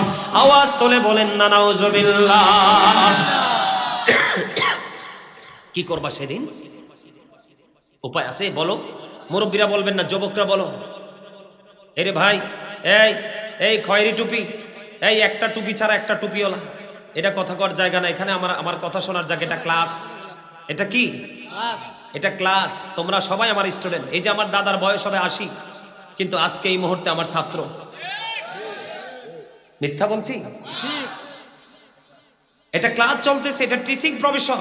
আমি আপনাদেরকে টিচিং দিচ্ছি, আপনারা টিচিং নিচ্ছেন। যে স্টুডেন্ট মন দিয়ে কথা শুনবে সেই কিন্তু ভালো রেজাল্ট করতে পারবে। আর এই রেজাল্ট পাবেন মরার পরে, ফিউচারে, দুনিয়াতে না। যুবকদেরকে বলছি, যুবক, ওই যে ভয়ঙ্কর দিনে তোমরা যদি যৌবনকালে আল্লাহর তালাশ করে করে কবরে যেতে পারো, যৌবনকালের আমলের দাম বেশি। জিব্রাইল বলে বৃষ্টির ফোঁটা পড়ে আমি চাইলে বৃষ্টির ফোঁটা গণতে পারি, কিন্তু যৌবনকালে যারা ইবাদত করে তাদের ইবাদতের সংখ্যা আমি গণনা করতে পারি না, কারণ যৌবনকালের ইবাদতের পাওয়ার এত বেশি। এই জন্য বলতে চাই যুবক, তোমরা একটু মনটা দিয়ে শোনো। ওই কিয়ামতের দিন ভয়ঙ্কর অবস্থায় আমার নবী জানিয়ে দিয়েছেন, যারা যৌবনকালে আল্লাহর ইবাদত করেছে, আলেমদের কথা শুনেছে, আর হক্কানি আলেমদের সাথে প্রেম করা এমনিতেও নাজাতের দলিল। জান্নাতের দলিল আমি না। আল্লাহ বলেছেন join with my dear people come to my paradise. Allah বলেছেন join with my dear people come to my paradise. Allah বলেছেন ফাদখুলি ফি ইবাদি ওয়াদখুলি জান্নাতি। আল্লাহ বলেছেন join with my dear people, আমার প্রিয় লোকেদের সাথে যুক্ত হও। কাম টু মাই প্যারাডাইস, আমার জান্নাতে চলে আসো। ওয়াদখুলি জান্নাতি, আমার জান্নাতে চলে আসো। জোরে জোরে সুবহানাল্লাহ। হক্কানি আলেম এবং হক্কানি আল্লাহর ওলিদের সাথে প্রেম করা সাধারণ মানুষের জান্নাতের নাজাতের দলিল। সুবহানাল্লাহ কইতে পারেন না? লবণ না দিলে খাবার খাইতে পারবেন? কেন? মজা লাগে না। Very good. লবণ ছাড়া যেমনি খাবার মজা হয় না, ঠিক তেমনি আল্লাহ রাসূলের প্রেম ছাড়া কখনো ওয়াজ নসিহত আমলও কোনোদিন মজা লাগবে না। আপনাকে আগে প্রেম করতে হবে, প্রেমের ট্রেনিং নিতে হবে। এই যুবকের দল এই ভয়ঙ্কর দিনে আল্লাহর আরশের ছায়ার নিচে ওই যৌবনকালে যারা ইবাদত করেছো যুবক যুবতী, তাদের ঠিকানা হবে আল্লাহর আরশের নিচে। তাহলে যুবকরা কি দামি না কম দামি? যুবকদের জন্য আরো তো মজার খবর আছে। আমার রাসূল বলেছেন আল হাসান ওয়াল হুসাইন সাইয়্যিদা শাবাবি আহলিল জান্নাহ। আমার রাসূল বলেছেন ইমাম Hasan and Hussain are the leader of younger people in জান্নাহ। ইমাম হাসান হুসাইন রাসূলের কলিজার টুকরা, দুই জান্নাতের সরদার। যৌবনকালে তোমরা যারা ইমাম হাসান হুসাইনের সাথে প্রেমের ডুরি লাগাইয়া ইবাদত করতে পারবা, জান্নাতে ইমাম হাসান হুসাইন দুই ভাই তোমাদেরকে রিসিভ করবে। আরেকটু মহব্বত বলেন সুবহানাল্লাহ। এই জন্য বলতে চেয়েছিলাম আমি, পিতামাতাকে তার ভূমিকায় থাকতে হবে, তার দায়িত্ব পালন করতে হবে। বয়স যতই হোক না কেন, বয়স যতই হোক না কেন, আপনাকে দায়িত্ব পালন করতে হবে। এই যে আপনার ছেলেটা উপর দিক দিয়ে নাভির নিচে লজ্জাস্থান দেখা যায় কিনা? নাভির উপরের জায়গাটা দেখো, কোনো সমস্যা নাই, কিন্তু নাভির নিচটা যখন দেখবেন, দেখবেন লজ্জিত চোখ নিচু হয়ে যাবে, কারণ তার লজ্জাস্থানটা ওপেন। নিচের দিক দিয়ে টাকনোর উপরে থাকার কথা, লুঙ্গি প্যান্ট পায়জামা সব নিচের দিক দিয়ে জুতার তলা ইনটেক থাকে, প্যানের তলা ক্ষয় হয়ে যায়, এত বেশি নিচে চলে যায়। যুবক, সূরা আরাফের 26 নম্বর আয়াতে আল্লাহ বলেছেন লিবাসুত তাকওয়া যালিকা খায়র। আল্লাহর কাছে সবচেয়ে উত্তম পোশাক হলো তাকওয়ার পোশাক। হুজুর গো, সেই পোশাকটা কি? উপর দিক দিয়ে থাকবে নাভি বরাবর অথবা নাভির উপরে, নিচের দিক দিয়ে থাকবে টাকনোর উপরে। এই পোশাক ইমানদার পুরুষের জন্য ফরজ। আসেনি? আছে। আপনি ইমাম সাহেব, মাশাআল্লাহ, লোকটা একদম হাসি খুশি সরল মনে হয়, আদর করেন ইমাম সাহেবরে। অনকা তো মসজিদের সেক্রেটারি সভাপতি নষ্ট।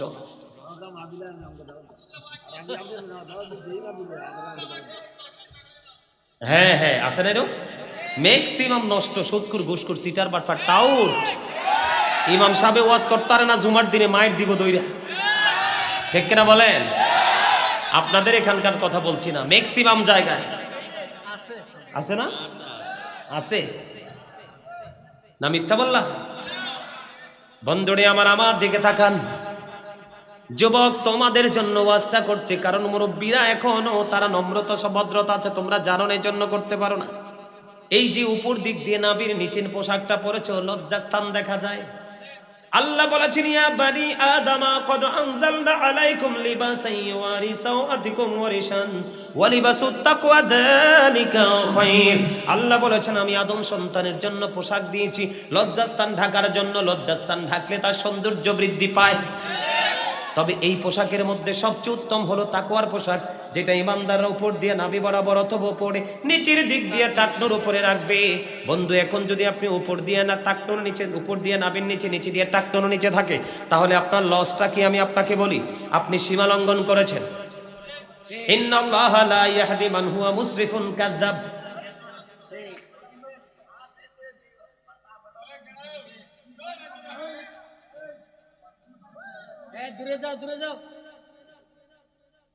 আমার দিকে তাকান না কেন? বুখারী শরীফের মধ্যে সে যুবকের দল, তোমরা শোনো, যেই পুরুষের ইমানদার বেঈমানরা তো জাহান্নামী, তাদের কোনো হিসাব নাই, অনন্তকাল জাহান্নামী।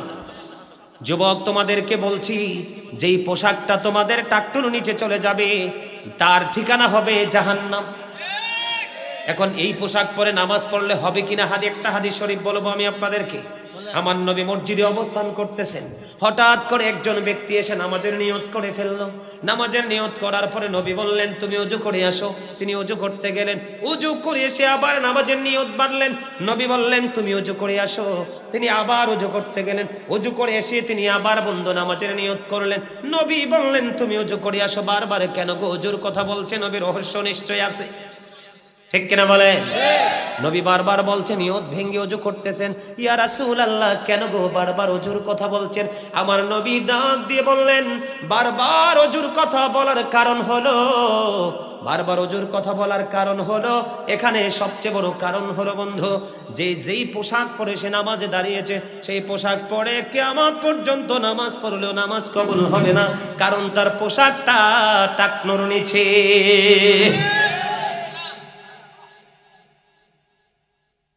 এখন আপনি টাকনুর নিচে বইটা ফালাইবেন, কিন্তু উপর দিয়ে কি করবেন? বটতে পারবেন নি। হাজার চেষ্টা করলেও প্যান্টটা উপরের দিকে উঠবে না। কার জন্ম হয়েছে তার ছোট্ট হয়ে, কথা কন না কেন? বেঈমানেরা খুব কৌশলে আবিষ্কার করেছে। কি করেছে? যারা জিন্স প্যান্ট পরে নামাজে দাঁড়ায় দেখবেন, একজন যখন রুকুতে যায় পিছন দিক দিয়ে আরেকজন তার লজ্জাস্থান দেখতে পায়। কিসের মুসলমান আমরা? এই সমস্যা আছে না নাই? এরপরে আসেন, আমাদের দেশের ছেলেরা দেখা যায় অনেক সময় একবারে চকচকে টকটকে লাল জামা পরে, গেঞ্জি পরে, শার্ট পরে, পাঞ্জাবি পরে। যুবক ইমানদার পুরুষের জন্য একবারে টকটকে লাল জামা পরা মাকরুহে তাহরিমি, হারামের অন্তর্ভুক্ত। তোমরা কখনো লাল জামা পরবে না, হাতে কখনো আংটি দিবে না, গলায় কখনো স্বর্ণের চেইন দিবে না, হাতে কখনো বন্ধু তোমরা স্বর্ণের আংটি দিও না, কারণ ইমানদার পুরুষের জন্য স্বর্ণ পরা হারাম। এই শিক্ষা কি আমাদের মাঝে আছে? এগুলো নাই বন্ধু। এখন আপনারা অনেকেই মনে করতে পারেন যে হুজুর আমি তো টাকনুর উপরে রাখলাম কিন্তু মনের অজান্তে নিচে চলে গেল। আবু বকর সিদ্দিক রাদিয়াল্লাহু তাআলা আনহু বললেন, ইয়া রাসূলুল্লাহ আমি আমার পোশাকটাকে টাইট করে নাভির উপরে রাখি, কিন্তু মনের অজান্তে টাকনুর নিচে চলে আসে। নবী গো আমি কি সাজার অন্তর্ভুক্ত হব? আমার নবী বলেছেন, যারা ইচ্ছে করে অহংকার করে টাকনুর নিচে ঝুলিয়ে ঝুলিয়ে পোশাক পরে তারা সাজার অন্তর্ভুক্ত হবে। মনের অজান্তে যাদের লুঙ্গি পায়জামা নিচে চলে যায় মনে হলে উঠায় ফেলে, তাদের জন্য কোনো সাজা নাই। সুবহানাল্লাহ বলেন না কেন?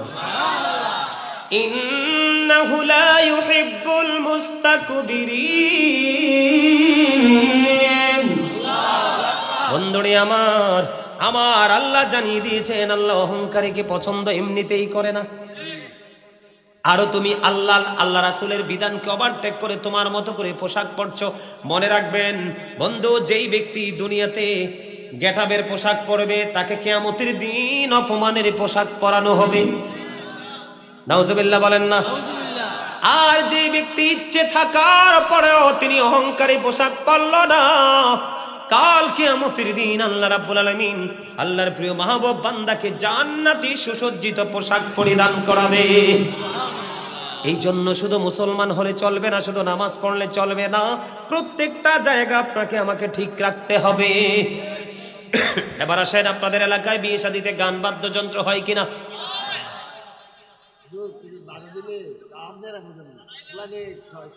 ইমাম সাহেব দাওয়াত দেন না? দাওয়াত দেন না কেন জানেননি? হাদিস শরীফের মধ্যে এসেছে, যেই মঞ্চে হারাম কাজ হবে সেই মঞ্চে কখনো ইবাদত হতে পারে না। আপনারা এটা মানবেন না না মানবেন সেটা আপনাদের ব্যাপার, কিন্তু আমি আপনাদেরকে মেসেজ দিয়ে যাই। আর আপনারা সমাজের যারা মুরব্বী আছেন, আপনারা যদি দায়িত্ব নেন, সমাজের মধ্যে নোংরামি চলতে পারে না। প্রত্যেকের ছেলে মেয়েদের দায়িত্ব নিয়ে নেন, দেখবেন সমাজে কোনো ধরনের পাপ কাজ হতে। আমি আপনাদেরকে বলে 3টা হাদিস শরীফ শোনাবো, ছোট্ট ছোট্ট। আমার রাসূল বলেছেন, মাঠের মধ্যে পানি দিলে যেমনি ফসল জন্ম হয়, গান থেকে তেমনি ভাবে মানুষের অন্তরে নোংরামি জন্ম হয়। আমার রাসূল বলেছেন, গানের আসরে যাওয়া পাপী লোকেদের কাজ, কান দিয়ে গান শোনা ফাসিকদের কাজ, আর গান থেকে মজা নেওয়া কুফুরির অন্তর্ভুক্ত। আমার নবী বলেছেন, কিয়ামতের পূর্বক্ষণে একদল মুসলমানের চেহারা বিকৃত হয়ে যাবে, মাটির মধ্যে গ্রথিতকরণ করা হবে। ইয়া রাসূলুল্লাহ, তারা কি তাওহীদ মানবে না? নবী বলেছেন তারা তাওহীদ মানবে। তারা কি রিসালাত মানবে না? নবী বলেছেন তারা রিসালাতও মানবে। আমার নবী বলেছেন ওয়া ইয়াসুমুন, তারা রোজা রাখবে, ওয়া ইয়াহুজ্জুন, তারা হজ করবে, ওয়া ইউসাল্লুন, তারা নামাজ পড়বে। ইয়া রাসূলুল্লাহ, তারা আল্লাহ মানবে, রাসূল মানবে, রোজা রাখবে, হজ করবে, নামাজ পড়বে, তারপরেও কি তাদের এই সাজা বহাল থাকবে? আমার নবী বলেছেন তারপরেও তাদের এই সাজা বহাল থাকবে। তার কারণ হলো তারা গান বাদ্যযন্ত্রের আসর বসাবে। জোরে জোরে নাউজুবিল্লাহ। The music and musical instrument will be increased. কিয়ামতের পূর্বক্ষণে গান বাদ্যযন্ত্র বেড়ে যাবে, আর এই গান বাদ্যযন্ত্র বেড়ে যাওয়া কিয়ামতের আলামত।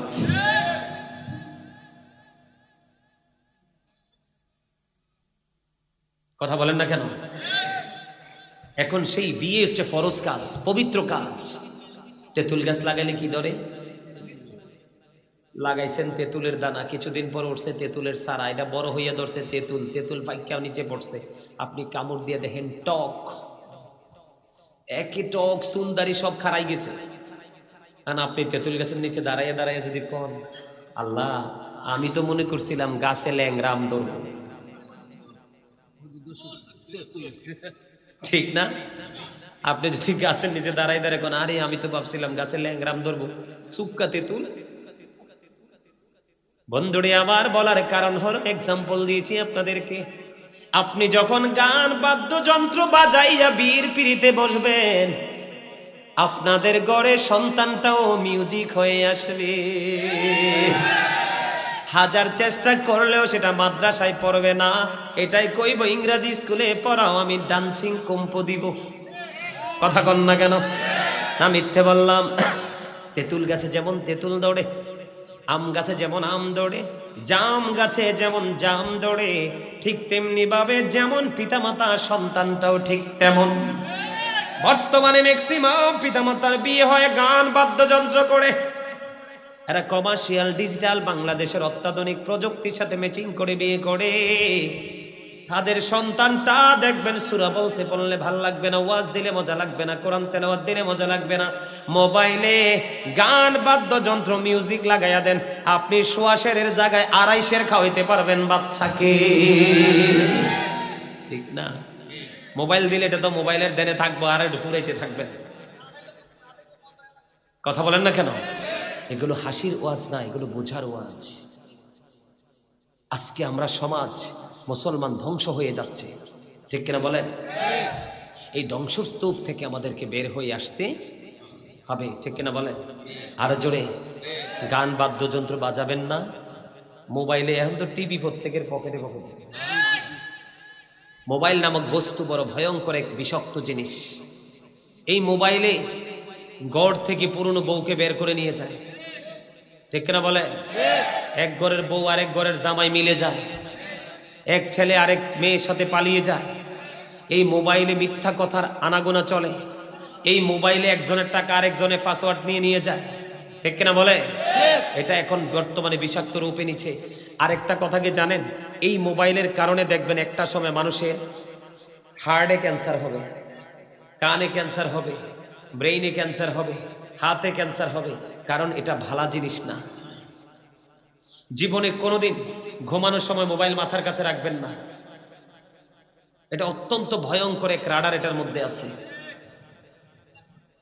যেখানে রাখবেন সেখানেই সমস্যা। কথা কি বুঝতে পারছেন? এই যে গান বাদ্যযন্ত্র, এই নোংরামিটা এত কষ্ট লাগে আমার কাছে। আমার জীবনে আমি এখন তো ইমামতি করিয়ে না, যখন নামাজ পড়াইছি তখন আমি কারো বাড়িতে এক গ্লাস পানি খাইনি। যেই পরিমাণ সুদ ঘুষ দুনিয়াতে বাড়ছে, মিয়া মুখ নাপাক হয়ে যাইব, কি কোন? ঠিক না? আপনাদের এলাকায় মানুষ সুদ খায়নি? ইটারে কয় একটু সুদের ওয়াজ করব, আল্লাহ যদি দয়া করে একটু হেদায়াত দান করে, একটু সুদের ওয়াজ করবা। কয়েকটা হাদিস শরীফ শোনাবো, শুনবে? কথা বললেন না? আমি কারোর সাথে বিরোধিতা করার জন্য আসিনি। আমার লক্ষ্য কি আমিও বাঁচবো, আপনাদেরকেও বাঁচাবো। অর্ডার কার? আমার দিকে তাকান। হযরতে আবু হুরায়রা রাদিয়াল্লাহু তাআলা আনহু থেকে হাদিস কানা বর্ণিত, আমার নবী বলেছেন যেই ব্যক্তি সুদ খাইলো, সুদের 70টা স্তম্ভ কয়টা? 70 নাম্বারটা হলো যেই ব্যক্তি সুদ খাইলো সেই যেন তার মাকে বিবাহ করলো। আরে জোরে কর না নাউজুবিল্লাহ মিয়া। যেই ব্যক্তি 1 টাকা সুদ খাইলো সে যেন 36 বার জিনা করলো। হাদিস শরীফ। সামুরা ইবনে জুনদুব রাদিয়াল্লাহু তাআলা আনহু থেকে বন্ধু হাদিস কানা বর্ণিত। আমার নবী বন্ধু স্বপ্নের ব্যাখ্যা দিতে গেলেন, হাদিস শরীফের মধ্যে এসেছে লম্বা হাদিস শরীফ। এই যুবক তোমরা সবাই শোনো, যিনি সুদ দিবে, যিনি সুদ নিবে, যিনি সুদের সাক্ষী হবে, যিনি সুদের স্টাম্প লিখবে, সুদের টাকা পাওয়ার জন্য যিনি 1 সেকেন্ডের জন্য একটা কথা বলবে, আমার রাসূল জানিয়ে দিয়েছেন সবার সাজা সমান হবে। সামুরা ইবনে জুনদুব রাদিয়াল্লাহু তাআলা আনহু থেকে হাদিস কানা বর্ণিত। আমার নবী দেখলেন একটা লোক রক্তের নদীর মধ্যে সাঁতার কাটে। কিসের নদী? রক্তের নদীর মধ্যে সাঁতার কেটে কেটে কুলে আসতে চায়। নবী বললেন আমি নজর দিয়ে চাইয়া দেখলাম নদীর তীরে আর একটা লোক বড় পাথর হাতে নিয়ে তিনি দাঁড়িয়ে আছে। লোকটা যখন কুলে আসতে চায় তাকে পাথর নিক্ষেপ করে ঘুরিয়ে দেয়। হাজার চেষ্টা করেও লোকটা রক্তের নদী থেকে পাড়ে আসতে পারে না। আমার নবী ফেরেশতাদেরকে প্রশ্ন করলেন তোমরা বলো না এই লোকটাকে। এবার নবীকে জানিয়ে দিলেন নবী গো এরা হলো দুনিয়ার সুদখোর। কোন নদী? মা গো মা, রক্ত একদিন যদি তাই 2 দিন যায় দেখবেন দুর্গন্ধে কাছে যাওয়া। সেই রক্তের নদীতে সাঁতার কাটবে। কারণ সুদের টাকায় যখন আপনি বাজার করবেন বাজারটা হবে হারাম।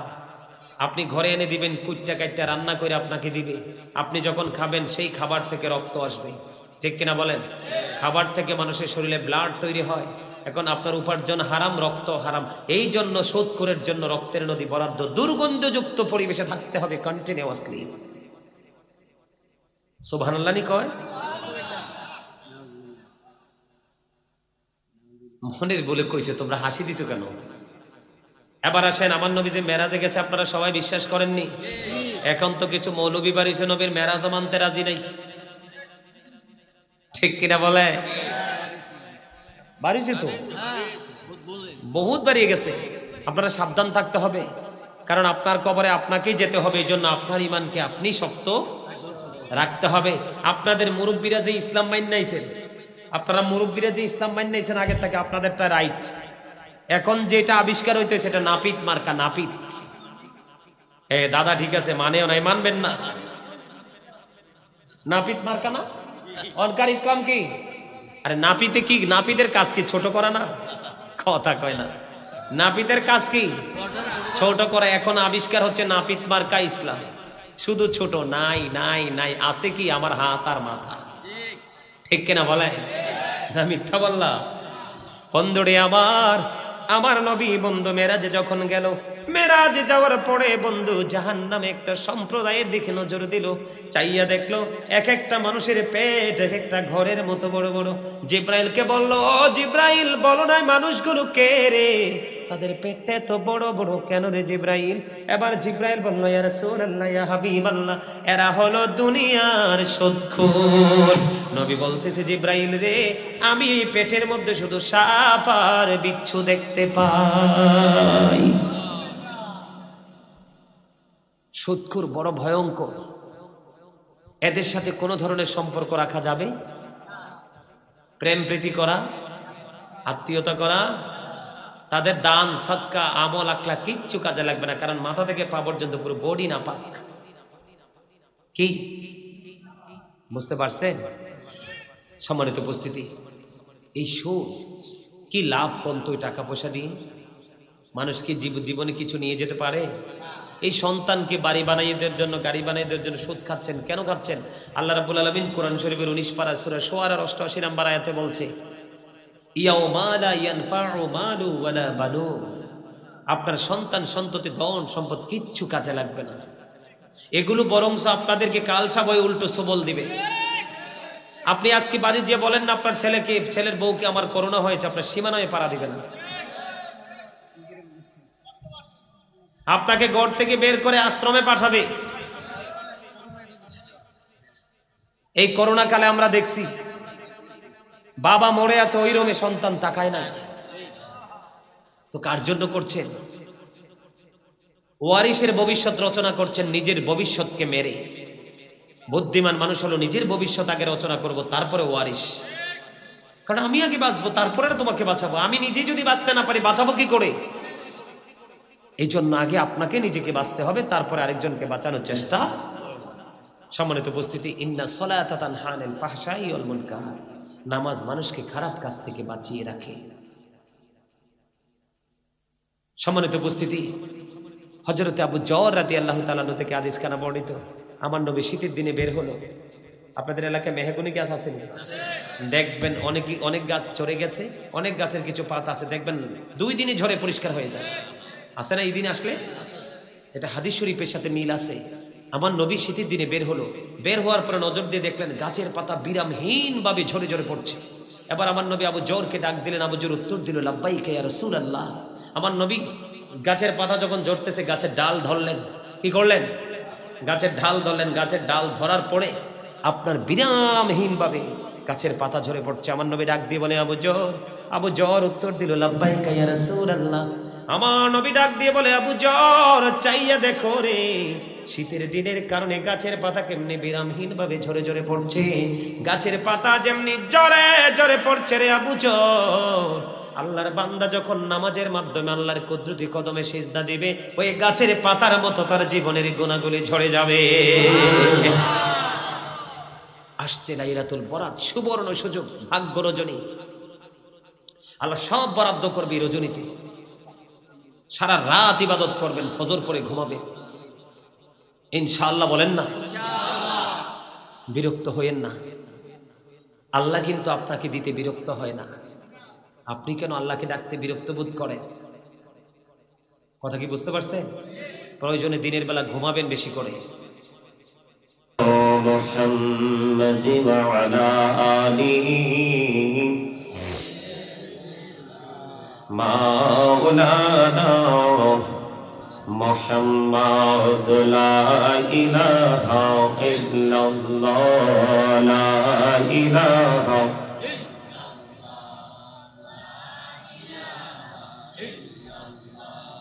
লা ইলাহা ইল্লাল্লাহ লা ইলাহা। এই নামাজ রোজা ছাইরো না, মা বাবাকে ভুইলো না। এই নামাজ রোজা ছাইরো না, মা বাবাকে ভুইলো না। হায়রে জান্নাতে বাসি হইতে চাইলে, জান্নাতে বাসি হইতে চাইলে, প্রাণ ভরে করু সাধনা। লা ইলাহা ইল্লাল্লাহ লা ইলাহা। রে কত সুন্দর মদিনা, কেমনে যাব জানি না। রে দয়া করো দয়াল আল্লাহ, দয়া করো দয়াল আল্লাহ, নসিব করো মদিনা। লা ইলাহা ইল্লাল্লাহ লা ইলাহা লা ইলাহা ইল্লাল্লাহ মুহাম্মাদুর রাসূলুল্লাহ সাল্লাল্লাহু আলাইহি ওয়াসাল্লাম। আল্লাহ আল্লাহ আল্লাহ আল্লাহ আল্লাহ আল্লাহ আল্লাহ আল্লাহ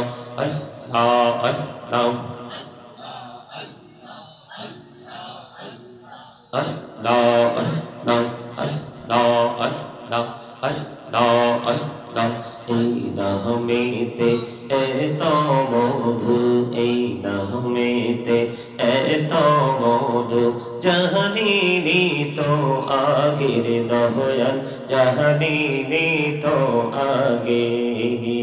যতই জপি নামটি তোমার, যতই জপি নামটি তোমার, ততই মধুর লাগে দয়াল, ততই মধুর লাগে। আল্লাহ আল্লাহ আল্লাহ আল্লাহ আল্লাহ আল্লাহ আল্লাহ আল্লাহ আল্লাহ আল্লাহ আল্লাহ প্রেমিরানা ওরে গো নবী মেহরাজেতে যাইয়া দয়াল প্রভু দিলেন মেরাজ দয়াল প্রভু দিলেন মেরাজ মুমিনের লাগিয়া আল্লাহ আল্লাহ আল্লাহ আল্লাহ আল্লাহ আল্লাহ আল্লাহ জীবন গড়িয়া করছে রে গোনা জীবন গড়িয়া করছে রে গোনা ক্ষমা করে দাও রে দয়াল ক্ষমা করে দাও হায় রে গোনা গোলে ক্ষমা করিয়া গোনা গোলে ক্ষমা করিয়া কবুল করে নাও রে দয়াল কবুল করে নাও আল্লাহ আল্লাহ আল্লাহ আল্লাহ আল্লাহ লা ইলাহা ইল্লাল্লাহ মুহাম্মাদুর রাসূলুল্লাহ সাল্লাল্লাহু আলাইহি ওয়াসাল্লাম।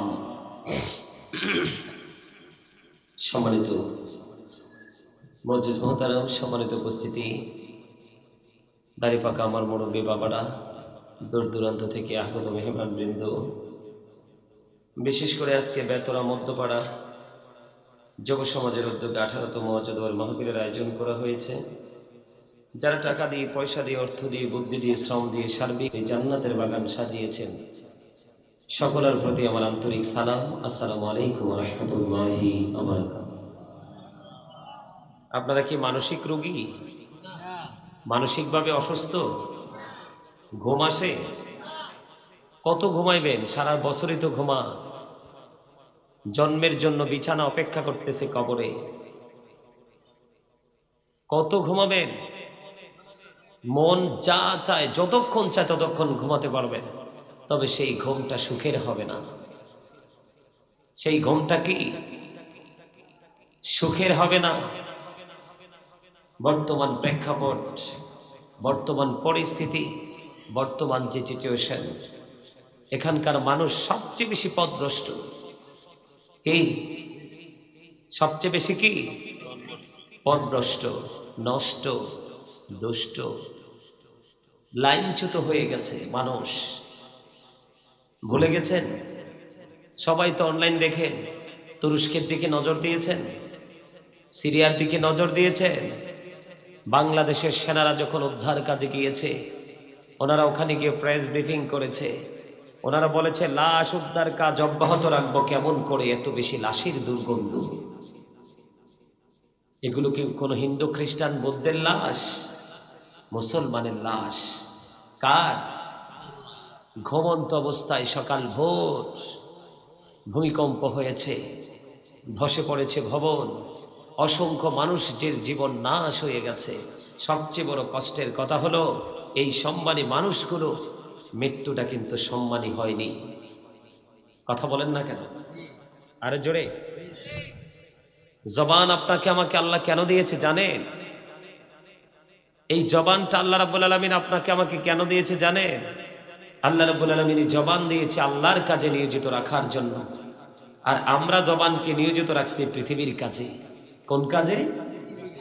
মন চাইলে ভোট খাওয়া, বাদাম খাওয়া, গোস্ত খাওয়া, মাছ খাওয়া, বন্ধু বান্ধবদের সাথে ঘুরতে যাওয়া, মনের আনন্দে যা ইচ্ছা তা বলে বেড়ানো, চা দোকানে বসে বসে, সৌমনিতে বসে বসে, বাজারে বসে বসে, শপিং মলে গিয়ে অপ্রাসঙ্গিক, অগ্রহণযোগ্য কথা বলাই কন্টিনিউ আমরা নিয়োজিত আছি। আল্লাহ রাব্বুল আলামিন যে ওয়ার্ডার করেছে সেই ওয়ার্ডারের ধারে কাছেও আমরা নেই। আল্লাহ রাব্বুল আলামিন বলেছেন ফাদকুরুনি আযকুরুকুম। আল্লাহ বলেছেন remember me then I will remember you. তোমরা আমাকে স্মরণ করো, আমি তোমাদেরকে স্মরণ করব। কতটুকু সময় স্মরণ করেন? কতটুকু সময় স্মরণ করেন? করেন সময়? শুধু দুনিয়া, শুধু পৃথিবীর লোভ, পৃথিবীর লালসা, পৃথিবীর বিলাসিতা নিয়ে ব্যস্ত আছেন। এই আমার দিকে তাকান, মানুষ বাঁচার জন্য কত চেষ্টা করে, ঘর বাড়ি দালান কোঠা ব্যবসা প্রতিষ্ঠান পর্যন্ত বিক্রি করে ফেলে, কিন্তু বেঁচে থাকতে কি পারে? কথা বলেন না কেন? অহংকার আমার সাথে দেখাইয়া কোনো লাভ নাই। কিসের অহংকার দেখান, কিসের ভাব, কিসের গরিমা, কিসের অহমিকা? কতদিন বাঁচবেন, কত সময় থাকবেন পৃথিবীতে, সেই সেই সেই হিসাব কি আপনাদের কাছে আছে? আরে কথা বুঝেন না আমার? আমি কি হিন্দি ভাষায় কথা বলি? কতদিন আমরা বাঁচবো পৃথিবীতে সেই গ্যারান্টি আপনাদের কারো কাছে, সেই সনদ আছে? তাহলে কিসের নেশায় পড়ে আছেন? কোন আশায় দিন অতিবাহিত করছেন? আল্লাহ রাব্বুল আলামিন মানুষকে সৃষ্টি করেছেন, আবার মানুষকে একদিন নিয়ে যাবেন। মানুষ চাইলেও কিন্তু মৃত্যু থেকে বাঁচতে পারে না, কিন্তু সেই চেষ্টাটাই করে। কিন্তু মানুষ চাইলে জাহান্নাম থেকে বাঁচতে পারে, কিন্তু সেই চেষ্টা করে। কোন দেশে আছেন? বোকার দেশে, বোকার স্বর্গে। আল্লাহ রাব্বুল আলামিন জানিয়ে দিয়েছেন, ওয়ামাল হায়াতুদ দুনিয়া ইল্লা মাতাউল গুরুর। এই দুনিয়ার জীবন, এই পৃথিবীর জীবন একটা ধোঁকা ছাড়া, প্রতারণা ছাড়া কিছুই নয়। দুনিয়াটা কি? কথা বলেন না কেন? আরে ভাই, আপনার তো কৃপণ। কৃপণকে আল্লাহ দেখতে পারে না, পছন্দ করে না। আল্লাহ রাসূলের যেখানে আল্লাহ রাসূলের কথা হবে, সেই সেখানে যে যার জবান বন্ধ রাখবে, সে হলো সবচেয়ে বড় কৃপণ। সে কি? কৃপণকে আল্লাহ পছন্দ করেন না। এখন যদি বলেন না হুজুর আমরা কৃপণ না, তাহলে কি বলবো? আপনারা প্রাউড ফিল করতেছেন, অহংকার করতেছেন। অহংকার আল্লাহর কুদরতি গায়ের চাদর। এই চাদর ধরে যে টান দিবে তার ঠিকানা হবে জাহান্নাম। কারণ অহংকার একমাত্র তারই সাজে যিনি লাশারি, যিনি আহার, যার কোনো ক্ষয় নেই, যার কোনো বিনাশ নেই, যার কোনো মরণ নেই। তিনি হলেন আল্লাহ ইজ ওয়ান, আল্লাহ এক, অদ্বিতীয়, আর কেউই। There is no god but Allah. সে আল্লাহ ব্যতীত কোনো উপাস্য নেই, কোনো ইলাহ নেই। লা ইলাহা ইল্লাল্লাহ, নেই কোনো মাবুদ আল্লাহ ছাড়া। ঠিক কিনা বলেন? আল্লাহ ছাড়া কোনো ইলাহ আছে আমাদের? আছে? অহংকার ওনার সাথে আপনি আমি কতদিন বাঁচবো, পৃথিবীতে কতদিন থাকবো, সেটা আপনার আমার জানা নেই। সেজন্য আপনার আমার অহংকারেরও কোনো প্রয়োজন নেই। কারণ অল মেন উইল ডাই, সকল মানুষ মরতে হবে। চাইলেও কেউ বেঁচে থাকতে পারবে? কুল্লু নাফসিন যায়িকাতুল মউত। অস্বীকার করার কোনো সুযোগ আছে? আল্লাহ বলেছে, বান্দা তোমরা শুনে রাখো, আল্লাযী খালাকাল মাউতা ওয়াল হায়াতা লিয়াবলুওয়ান নাস। আল্লাহ জীবন সৃষ্টি করেছেন, মৃত্যু সৃষ্টি করেছেন শুধু মানুষকে পরীক্ষা করার জন্য। কে? জীবন দিয়ে আপনাকে ওপেন করে দিয়েছেন, উন্মুক্ত করে দিয়েছেন, আপনি কি করেন সেটা দেখার জন্য। কিন্তু সেই কি করেছেন আর কি করেননি, আমি আপনি আমরা কি করেছি আর করেনি, সেটার ফয়সালা হবে কবরে যাওয়ার পরে। কিসের পরে? কবরে যাওয়ার পরে। কেমনে ফয়সালা হবে? আল্লাহ জানিয়ে দিয়েছেন, তোমাদের জীবনের সময়গুলো কোন কোন কাজে ব্যয় করেছে সেই জবাব আমাকে দিতে হবে। যৌবন কালটা কোন কাজে লাগিয়েছো সেই জবাব আমাকে দিতে হবে। জীবনে কোন পথে অর্থ উপার্জন করেছো এবং কোন পথে খরচ করেছো সেই জবাব আমাকে দিতে হবে। এবং দ্বীনের শিক্ষা অনুযায়ী কতটুকু আমল করেছো সেই জবাব আমি আল্লাহ নিব, আমাকে দিতে হবে তোমরা। তবে সেদিন কোনো ধরনের কোনো নাটক চলবে না, কোনো ধরনের কোনো বাহানা চলবে না। আল্লাহ রাব্বুল আলামিন বলে দিয়েছেন, ইন্না বাতশা রাব্বিকা লাশাদীদ। আল্লাহ বলেছেন, the seizing of Allah is difficult. আল্লাহর ধরা, আল্লাহর পাকড়াও বড় শক্ত, বড় কঠিন। ঠিক বলতে পারেন না, কারণ আপনারা তো অসুস্থ, শারীরিকভাবে না মানসিকভাবে। মানুষের শরীর যদি অসুস্থ হয়, ট্রিটমেন্ট দিলে সেটা কি হয়ে যায়? অ্যাক্টিভ হয়ে যায়। কি হয়ে যায়? অ্যাক্টিভ হয়ে যায়, সুস্থ হয়ে যায়। কিন্তু মানসিক রোগ এত ভয়ঙ্কর রোগ, এই রোগের ওষুধ পৃথিবীতে নেই। ঠিক বলতে পারেন না? কারণ ঠিক তো বলবেন না জানি, কারণ রাসূল বলেছেন, আল হাক্কু মুররুন, হক কথা একটু তিতা। হক কথা কি? আর আল্লাহ মুমিনদেরকে ডাক দিয়ে বলছে, হে আমার ইমানদার বান্দারা, তোমরা শোনো, অকুলু কওলান সাদীদা, তোমরা সত্য কথা বলো, সঠিকটাই বলো। সে দ্য রাইট থিং, সত্য কথা বলো, সঠিক কথা বলো। বলছে কে? আল্লাহ আর রাসূল বলছে কি হকটা একটু তিতা লাগবে কার কাছে? মুনাফিকের কাছে, বেঈমানের কাছে। ইমানদারের কাছে হকটা মধুর চেয়ে মিষ্টি লাগবে। কারণ ইমানদাররা চায় সত্য তথ্য, সত্য মেসেজ। তারা সত্যের সন্ধানে সারাক্ষণই নিয়োজিত থাকে। ঠিক কিনা বলেন? সম্মানিত উপস্থিতি, আল্লাহ বলেছেন ইন্না বাতশা রাব্বিকা লাশাদীদ, the seizing of Allah is difficult. আল্লাহর ধরা, আল্লাহর পাকড়াও বড় কঠিন, বড় শক্ত। আল্লাহর ধরাটা খুবই শক্ত, আল্লাহ বান্দাকে খুব শক্তভাবে ধরবে। আল্লাহ বলেছেন ইন্নাল্লাহা সারিউল হিসাব, Allah is going to take account. Allah হিসাব গ্রহণে অত্যন্ত তৎপর। কি করবেন? তখন কোনো তাল বাহানা চলবে? কোনো ঘোষ টোষ চলবে? কোনো টেলিফোন চলবে? আল্লাহ জানিয়ে দিয়েছে বান্দা সাবধান হও। পৃথিবীতে অসুস্থ হলে মৃত্যুর মাধ্যমে অবসান হয়। তুমি অভাবে পড়লে, আপন স্বজন থাকলে তাদের সহযোগিতার মাধ্যমে অবসান হয়। বিপদে পড়লে তোমাকে কেউ না কেউ উদ্ধার করার জন্য চলে আসে, সেখান থেকে তোমার একটা অবসান হয়। কিন্তু বর্জখী জীবনে তো ভয়ঙ্কর, ফিউচারটা তো ভয়ঙ্কর। আল্লাহ বলেছেন লা ইয়ামুতু, people will not die that day, মানুষ সেদিন আর মরতে পারবে না। ফিহা ওয়ালা ইয়াহইয়া, people will not be able to live that day, মানুষ সেদিন আর বাঁচতেও পারবে না। আল্লাহ বলেছেন ওমা হুমান হাবি গায়িবিন, people will not be able to escape that day, সেদিন মানুষ সেখান থেকে পালিয়ে যেতেও পারবে না। বাঁচার সুযোগ নাই, মরার সুযোগ নাই, পালাবারও ধরবে কেমনে? কথা বলেন না কেন? ধরবে কিভাবে? মুখে কি মেরাফিটা দিয়ে রাখছে? মেরাফিটা চিনে? শুধু গুড়ি, চাল দিয়ে গুড়ি করে এটাকে অনেকটা একটা কাইয়ের টুকরা। ঠিক কিনা বলেন? চালের কাই করে মা বোনেরা করে এটা দিয়া। ঠিক কিনা? এই দুই গালে দুইটা ঢুকাইলে কোনো ভাষা আসবে না। এখানে অনেক লোক দেখা যায় যে মুখে মেরাফিটা দিয়ে বসছে।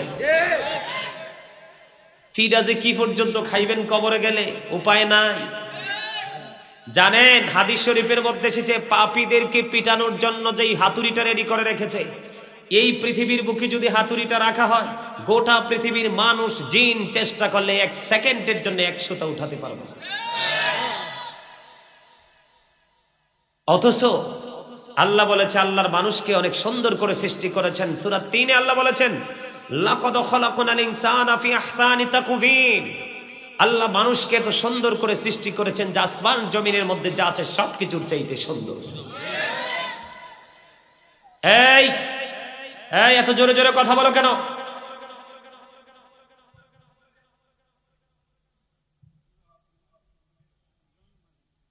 আমার দিকে তাকান। আল্লাহ কি বলছেন? Beautiful shape. পৃথিবীকে আপনি প্রশ্ন করেন জমিন তুমি তো অনেক সুন্দর, জমিন আপনাকে পাল্টা জবাব দেবে নো, আমার চাইতে তোমরা বেশি সুন্দর, কারণ আমার জন্ম হয়েছে তোমাদের জন্য। আরে মি আপনারা তো হেসা অসুস্থ, ঠিক বলতে পারেন না? এই চামড়াটার 2 টাকার কোনো দাম নাই। এই চামড়াটা এটা একটা কাবার, এটা একটা ফর্মালিটি। আল্লাহ এই চামড়াটাকে বলছে ইয়া আইয়ুহান নাস, আবার কখনো বলেছে ইয়া আইয়ুহাল ইনসান। আমরা বাংলাতে বলি মানুষ, ইংলিশে কখনো বলে ম্যান, আবার কখনো বলে পারসন। এটা হলো চামড়াই বডি স্ট্রাকচারটার নাম। এই বডিটার ভিতরে আরেকটা মানুষ আছে, সেটার নাম ইংলিশে বলা হয় সোল, বাংলাতে বলা হয় আত্মা, আল্লাহর কোরআনের ভাষায় বলা হয় রূহ। আল্লাহ বলেছেন say the soul is the order of my lord, ওলি রুহু মিন আমরি রব্বি। আত্মাটা হলো আল্লাহর ওয়ার্ডার, ফার্স্ট টেন্স আলমে আরহা, প্রেজেন্ট টেন্স পৃথিবী, ফিউচার টেন্স বর্জখী জীবন, কবর থেকে বাকি জীবন। এখানে পার্থক্য কোনটা? দেহের মধ্যে যতক্ষণ পর্যন্ত আপনার আমার মধ্যে পাখি আছে ততক্ষণই আপনি আমি মানুষ। যখন এই দেহ থেকে পাখিটা আউট হয়ে যাবে, I am a dead, you are dead, আমি আপনি আমরা সবাই মৃত। ঠিক কিনা বলেন? মৃত্যু যেই কোনো মুহূর্তে আসতে পারে। কিসের তো ভাব, কিসের অহংকার? আল্লাহ রাসূল বলেছেন পৃথিবীতে প্রত্যেকটা জিনিসকে ক্লিয়ার করার জন্য, ক্লিন করার জন্য একটা উপাদান, একটা যন্ত্র থাকে। মানুষের মনের ঘর, মানুষের হৃদয়ের ময়লা ক্লিন করার জন্য সবচেয়ে বড় যন্ত্র হলো আল্লাহর জিকির। নাকি মিথ্যা বললাম? ভাল লাগে আপনাদের কাছে? আমার কথা সবার কাছে ভাল লাগে না, আমার কথা সবার কাছে ভাল লাগবে না, লাগবে সাচ্চা ইমানদারের কাছে। কারণ মুনাফিকের তো বেলু নাই। এটা আপনার কাছে আইলেও হাসবো, আরেকজনের কাছে গেলেও হাসবো। আপনার কাছে আইলেও হ্যাঁ, আরেকজনের কাছে গেলেও হ্যাঁ, এটা সব জায়গায় হ্যাঁ। কখনো কাঁচা হলুদ, কখনো শুকনা হলুদ। আল্লাহ সেই সমস্ত মুনাফিক সম্পর্কে ওয়াজ করেছে। আল্লাহ বলেছে ইন্নাল মুনাফিকিনা ফিদ দারকিল আসফালি মিনান নার, the hypocrites will be in the lowest place of hell। মুনাফিকরা থাকবে জাহান্নামের একবারে লোকাল প্লেসে, মানে একেবারে সর্বনিম্ন জায়গায়। এটা আল্লাহর কোরআন। রাসূল বলেছেন বিলিভার্স লাভ দ্য প্রফিট, ইমানদাররা আমি নবীকে ভালোবাসবে। hypocrites don't love the prophet, মুনাফিকরা আমাকে কখনো ভালোবাসবে। এবার ইমানদার মুনাফিকের কথা বললাম মুক্তাসার ভাবে, আবার বেঈমানদের কাছে আসেন। আল্লাহ বলেছেন উইদ্দাত লিল কাফিরিন, আল্লাহ কাফেরদের জন্য জাহান্নাম বরাদ্দ করে রেখেছেন। আল্লাহ বলবে ইউ গো টু হেল, কাফেরদের ঠিকানা হলো জাহান্নাম। আর ইমানদারদের কাছে আসেন। মুসলমান হয়ে মানুষ কখনো জান্নাতে যেতে পারবে না, মুসলমানের ধাপ অতিক্রম করে তাকে মুমিন হতে হবে, মুত্তাকি হতে হবে। কারণ আল্লাহ রাব্বুল আলামিন বলেছেন উইদ্দাত লিল মুত্তাকিন, মুত্তাকিনদের জন্য আল্লাহ জান্নাত বরাদ্দ করেছেন। আল্লাহ বলবে ইউ গো টু প্যারাডাইস, জান্নাতে চলে যাও। চলে চলে বলেন সুবহানাল্লাহ। এই young man, stop your mouth everybody, সকলের জবানকে বন্ধ রাখতে হবে। You listening my lecture very attentively, আমার কথা মন দিয়ে শুনতে হবে, অন্যথায় I say go to your seat out of sight. ভাল লাগে না? না ভাল লাগবে কই থেকে? আল্লাহ আমাদেরকে দায়িত্ব দিয়েছে। আল্লাহ বলেছে ইয়া আইয়ুহাল্লাযীনা আমানু কু আনফুসাকুম ওয়া আহলিকুম নারা, আল্লাহ বলেছেন O believer save yourself and your families from the fire. ইমানদারদেরকে ডেকে বলেছেন তোমরা জাহান্নাম থেকে বাঁচো এবং তোমাদের পরিবারকেও জাহান্নাম থেকে বাঁচাও। আমি তো আইসি আপনাদেরকে বাঁচানোর জন্য। যাদের আমার কথাগুলো মধুর চেয়ে মিষ্টি লাগবে তাদের জীবন ধন্য, আর যাদের আমার কথা ভালো লাগবে না তাদের জীবন নগণ্য। কারণ জবান আমার, কথাগুলো আমার, আল্লাহ এবং আল্লাহর হাবিবের কথা। আল্লাহ বলেছে অকুলু কাউলান সাদিদা, সত্য কথা বলো, সঠিক কথা বলো। আর নবী সম্পর্কে যদি তথ্য দেই, হযরত মুহাম্মদ সাল্লাল্লাহু আলাইহি সাল্লাম was born in Arab country. His father's name was Abdullah, his mother's name was Amina. His father said died before he was born. He lost his mother in his childhood. He was very truthful. আমার নবী ছিলেন শ্রেষ্ঠ সত্যবাদী। জোরে জোরে সুবহানাল্লাহ। নবীর কথা মানবেন নি? নবীর সাথে প্রেম করবেন? এছাড়া উপায় নাই তো। আল্লাহরে সারাদিন ডাইরেক্ট ডাকলে পাবেন না। সারা জীবন নামাজ পড়তে করতে, কোরআন তেলাওয়াত করতে করতে, দান করতে করতে জীবন তেজপাতা করে পড়লো, আল্লাহর সন্ধান পাবেন না। কারণ আল্লাহ রাব্বুল আলামিন ঠিকানা দিয়ে দিয়েছে। কি? প্রধানমন্ত্রীর কাছে সরাসরি যাওয়া যাবে বাংলাদেশে? কথা বলেন না কেন? যেতে হবে কার কাছে? প্রধানমন্ত্রীর পিএস এর কাছে। ঠিক কিনা বলেন? বাংলাদেশের প্রধানমন্ত্রীর কাছেই তো সরাসরি যাওয়া যায় না, আল্লাহ তো অনেক দূরে। কিন্তু মুমিন যদি প্রেম করতে পারে তাহলে একেবারেই কাছে। বলে কিভাবে কাছে? ইহুদি খ্রিস্টানের একটা ধর্মগ্রন্থ আছে যেটার নাম হলো দা ওল্ড ও নিউ টেস্টামেন্ট। এটার মধ্যে ইহুদি খ্রিস্টানেরা বক্তব্য দিয়েছেন হি দ্যাট লাভeth not knoweth not God, for God is love। যেজন প্রেম করে না সেজন আল্লাহকে জানে না, for God is love, আল্লাহই প্রেম। কিন্তু আল্লাহ রাব্বুল আলামিনের কাছে এই বক্তব্যটা ভালো লাগলো না। আল্লাহ রাব্বুল আলামিন বলেছেন নো, সে বলুন ইফ ইউ ডু লাভ আল্লাহ, যদি তোমরা আল্লাহকে ভালোবেসে থাকো, ফলো মি মুহাম্মদ সাল্লাল্লাহু আলাইহি ওয়াসাল্লাম, মুহাম্মদ সাল্লাল্লাহু আলাইহি সাল্লামের অনুগত হয়ে যাও। আল্লাহ উইল লাভ ইউ, আল্লাহ তোমাদেরকে ভালোবাসবে, এন্ড ফরগিভ ইউর সিনস, আল্লাহ ক্ষমা করে দিবে। বলে হুজুর ইংলিশে নিয়ে আল্লাহ ওয়াজ করছে না, আমি করছি। আল্লাহ বলেছেন কুল ইন কুনতুম তুহিব্বুনাল্লাহ ফাত্তাবিউনি ইউহিব্বুকুমুল্লাহু ওয়া ইয়াগফির লাকুম যুনুবাকুম ওয়াল্লাহু গফুরুর রহিম। জোরে বলেন আল্লাহু আকবার। আরেকটু মহব্বতে আল্লাহ বলেছেন মাইয়ুতির রাসূলা ফাকাদ আতাল্লাহ, হি হু ওবিস দ্য এবস্টিল ওবিস আল্লাহ। যে ব্যক্তি রাসূলের নির্দেশ মানলো সে যেন আল্লাহর নির্দেশ মানলো। তাহলে আপনাকে আল্লাহ যে ঠিকানা দিয়েছে সেই ঠিকানা বরাবর যখন আপনি দরখাস্ত করবেন তখনই দরখাস্ত মঞ্জুর, অন্যথায় কিন্তু আপনি গ্র্যান্টেড হতে পারবেন, সাকসেস হতে পারবে না। কথা বলেন ঠিক না ঠিক? এখনকার কি বর্তমান অবস্থা মানুষের ভালো নাকি খারাপ? খুবই খারাপ। কি মুনাফিকরা থাকবে জাহান্নামের একবারে সর্বনিম্ন, বেঈমানরা যাবে জাহান্নামে, আর ঈমানদাররা যাবে কোথায়? জান্নাতে। আল্লাহ ঈমানদারদের জন্য জান্নাত বানাইছে।